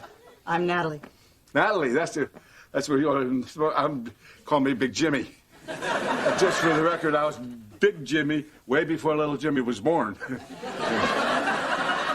Big Jimmy, that's my mom. Get out of here! You're much too young and pretty to be his mama. This doesn't seem right. I'm Tom, Greg's dad. That seems right. All right, so Dad, you ready to hear about your surprise? Yeah, I'm beginning to realize it ain't her. All right, listen to this. Tonight, we're going to be going to the Lakers game where we are sitting in the owner's suite. Oh, shut up. Are you kidding? No, I'm serious. The owner's suite? Yes. The Laker game? Yes. Oh, my God, you know that is such... I don't know what to say. I mean, it's something... You know that I... Come here. Give me... That's it. Bear hug.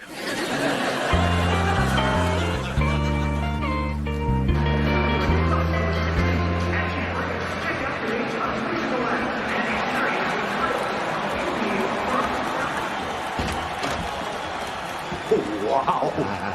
Look at this. This is unbelievable, Jimmy. And look at this place. The leather chairs, great view, free food. Hey, Jimmy, get a picture of me with the shrimp. That's funny. Very funny. Oh, I'm just funning with you, Tom. Hey, you can't be that much of a shrimp to get a hot little Hellcat like Natalie. Hellcat. Do I have to talk to this guy? No, you don't. Dad, go find us a seat.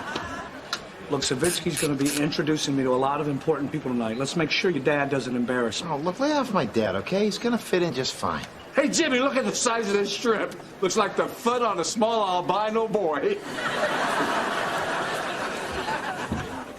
So, huh? What do you think? About what?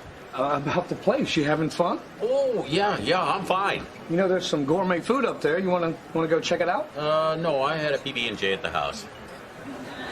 PB&J? Why'd you eat that? Oh, in case you haven't heard, Greg. They're yummy. Gentlemen, this is Jeannie Buss, Vice President of Business Operations for the Lakers. Nice to meet you. Nice to meet you. Oh, I know you from someplace. Well, my father, Dr. Jerry Buss, owns the team, so maybe you've seen our picture somewhere. No. Dad, well, she goes out with Philip Jackson, the coach of the Lakers. You've probably seen him on TV. No. Well, a couple years ago, I posted in Playboy. No, I know he does kind of magazines. You ever work at a Dairy Queen in Lynchburg, Virginia? No. You know me from Playboy, don't you? Head to toe.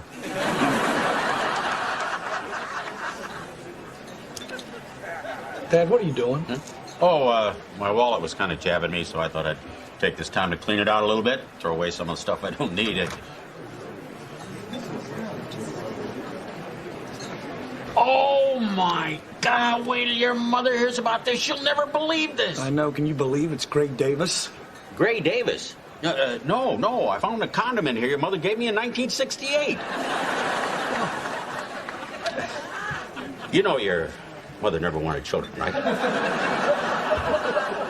Ray, I'd like you to meet Jimmy and his dad, Big Jimmy. Nice to see you. Jimmy, good to see you. I've never shaken hands with the governor. Well, actually, I'm not the governor anymore. That's what I said. I've never shaken hands with the governor. Hey, Gray, I want you to know that I voted for the recall. Well, that means you voted against me. No.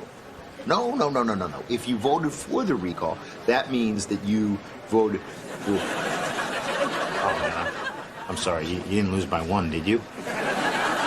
No, it was more than one. Well, the ballot was confusing. There were so many names on it. I ended up voting for Webster or somebody. Right. You didn't lose by two, did you? No, it was more than two. More than 2. Look, Dad, Big Jimmy's up there talking to Gray Davis. That man was the center of one of the biggest political stories of the last decade, and you're in the same room with him. What do you say? You want to go meet him? Nah. You know what I like about you, Gray? You got class. I mean, you took a difficult situation and you handled it with dignity and grace. I mean, a lot of people would have snapped, but you stayed above it all. Thanks, Big Jimmy. That really means a lot to me. You gonna eat them shrimp tails? Sure. Be my guest. Check it out, Jimmy. I'm about to eat the meat out of the shrimp tails of the former governor. Phew, this is the best day of my whole life.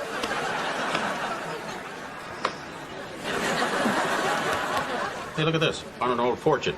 You will experience a rare and exciting opportunity. These things never come true.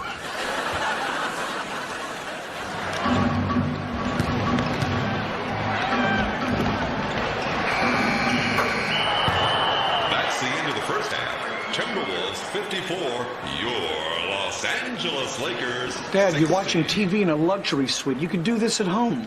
Not really. Your mother doesn't let me watch cops. Hey, check this. This guy has a meth lab in his doghouse. Dad, stop watching TV. Come on.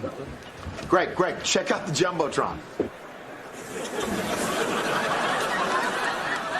Oh, my God. And relax, he's not embarrassing anybody. Jeannie busted he could go down there and shoot some hoops. How cool is that?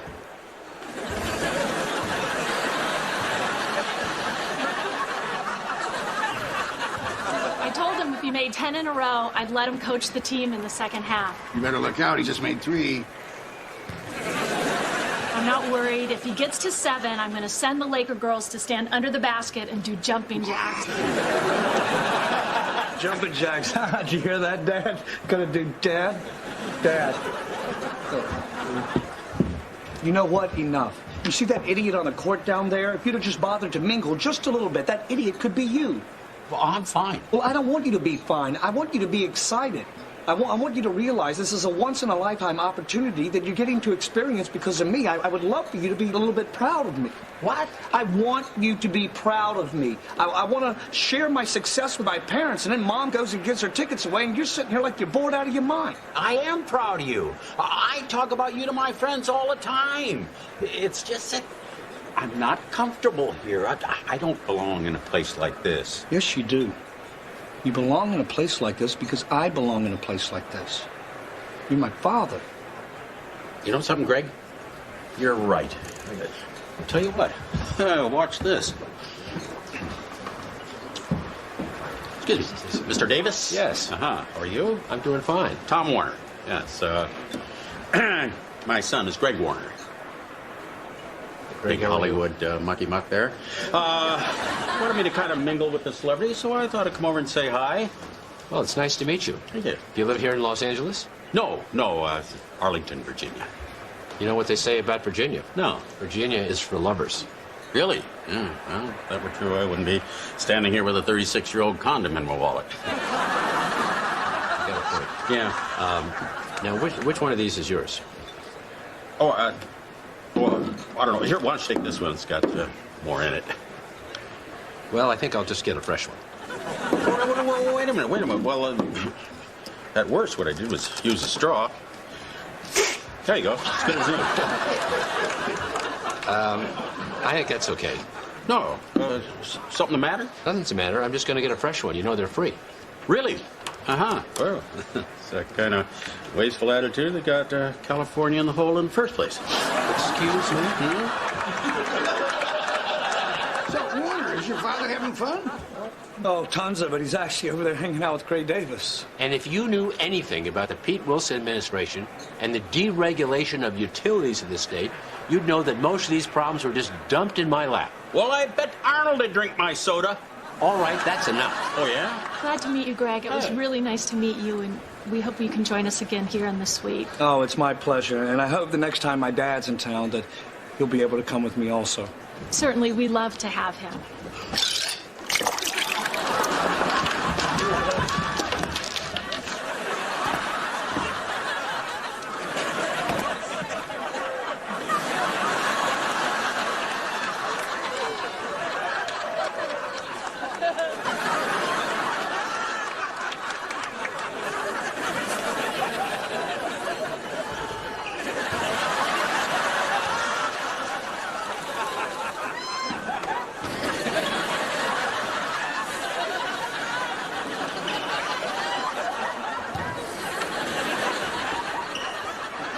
like the second half is going to be delayed. There's some sort of disturbance on the court.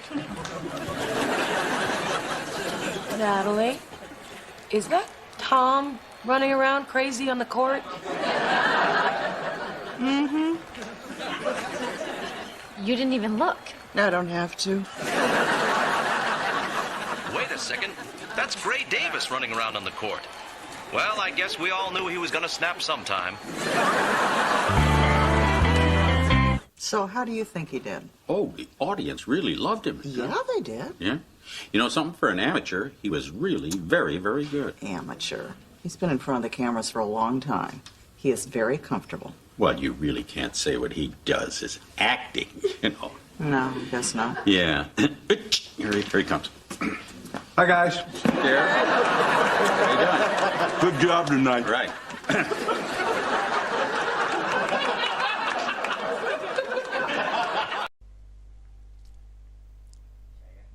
Cứ bay rồi, cứ bay rồi, cứ bay rồi.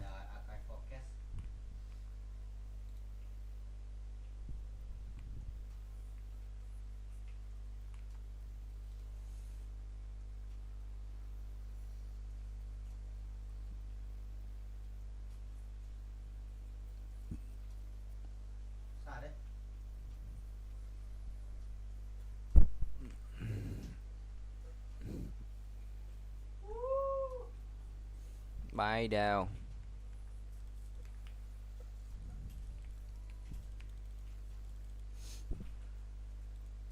Sẽ là quyền trượng thiên thần nha.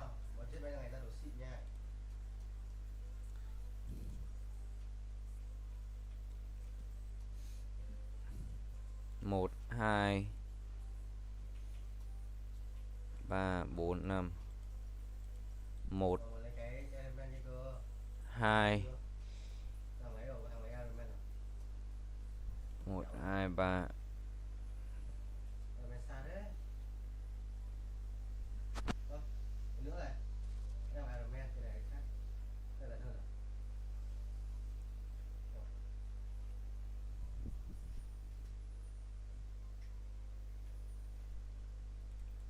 Một, hai.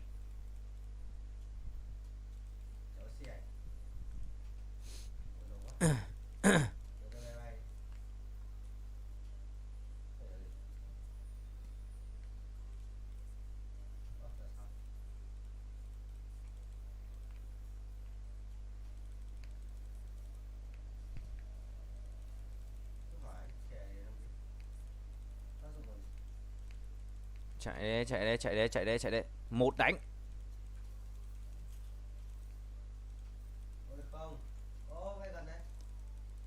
Đánh.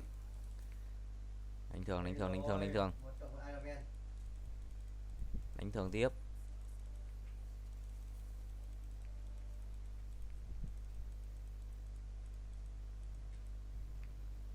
Đánh thường tiếp.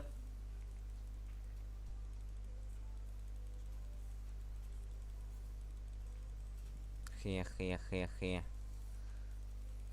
Ok nha.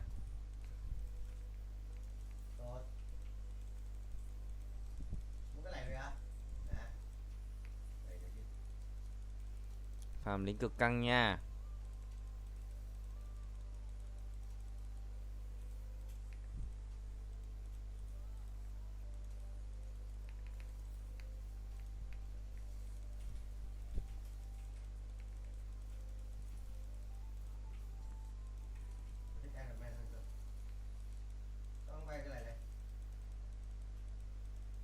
Ui, Phạm một luôn.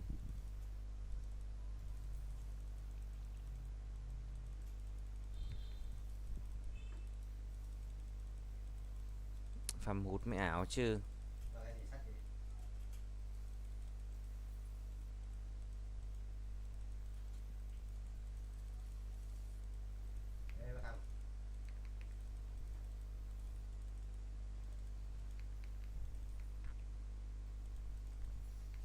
Oh my god, I'm doing good.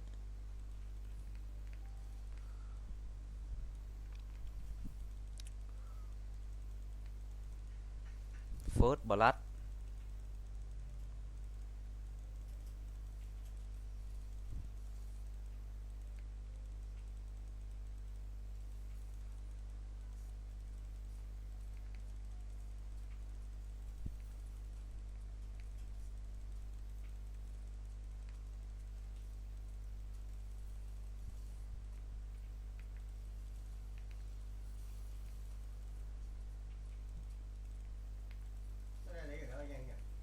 Oh.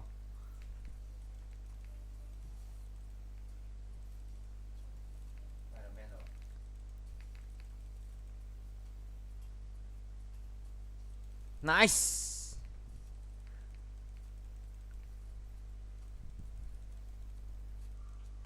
Bỏ đi hết.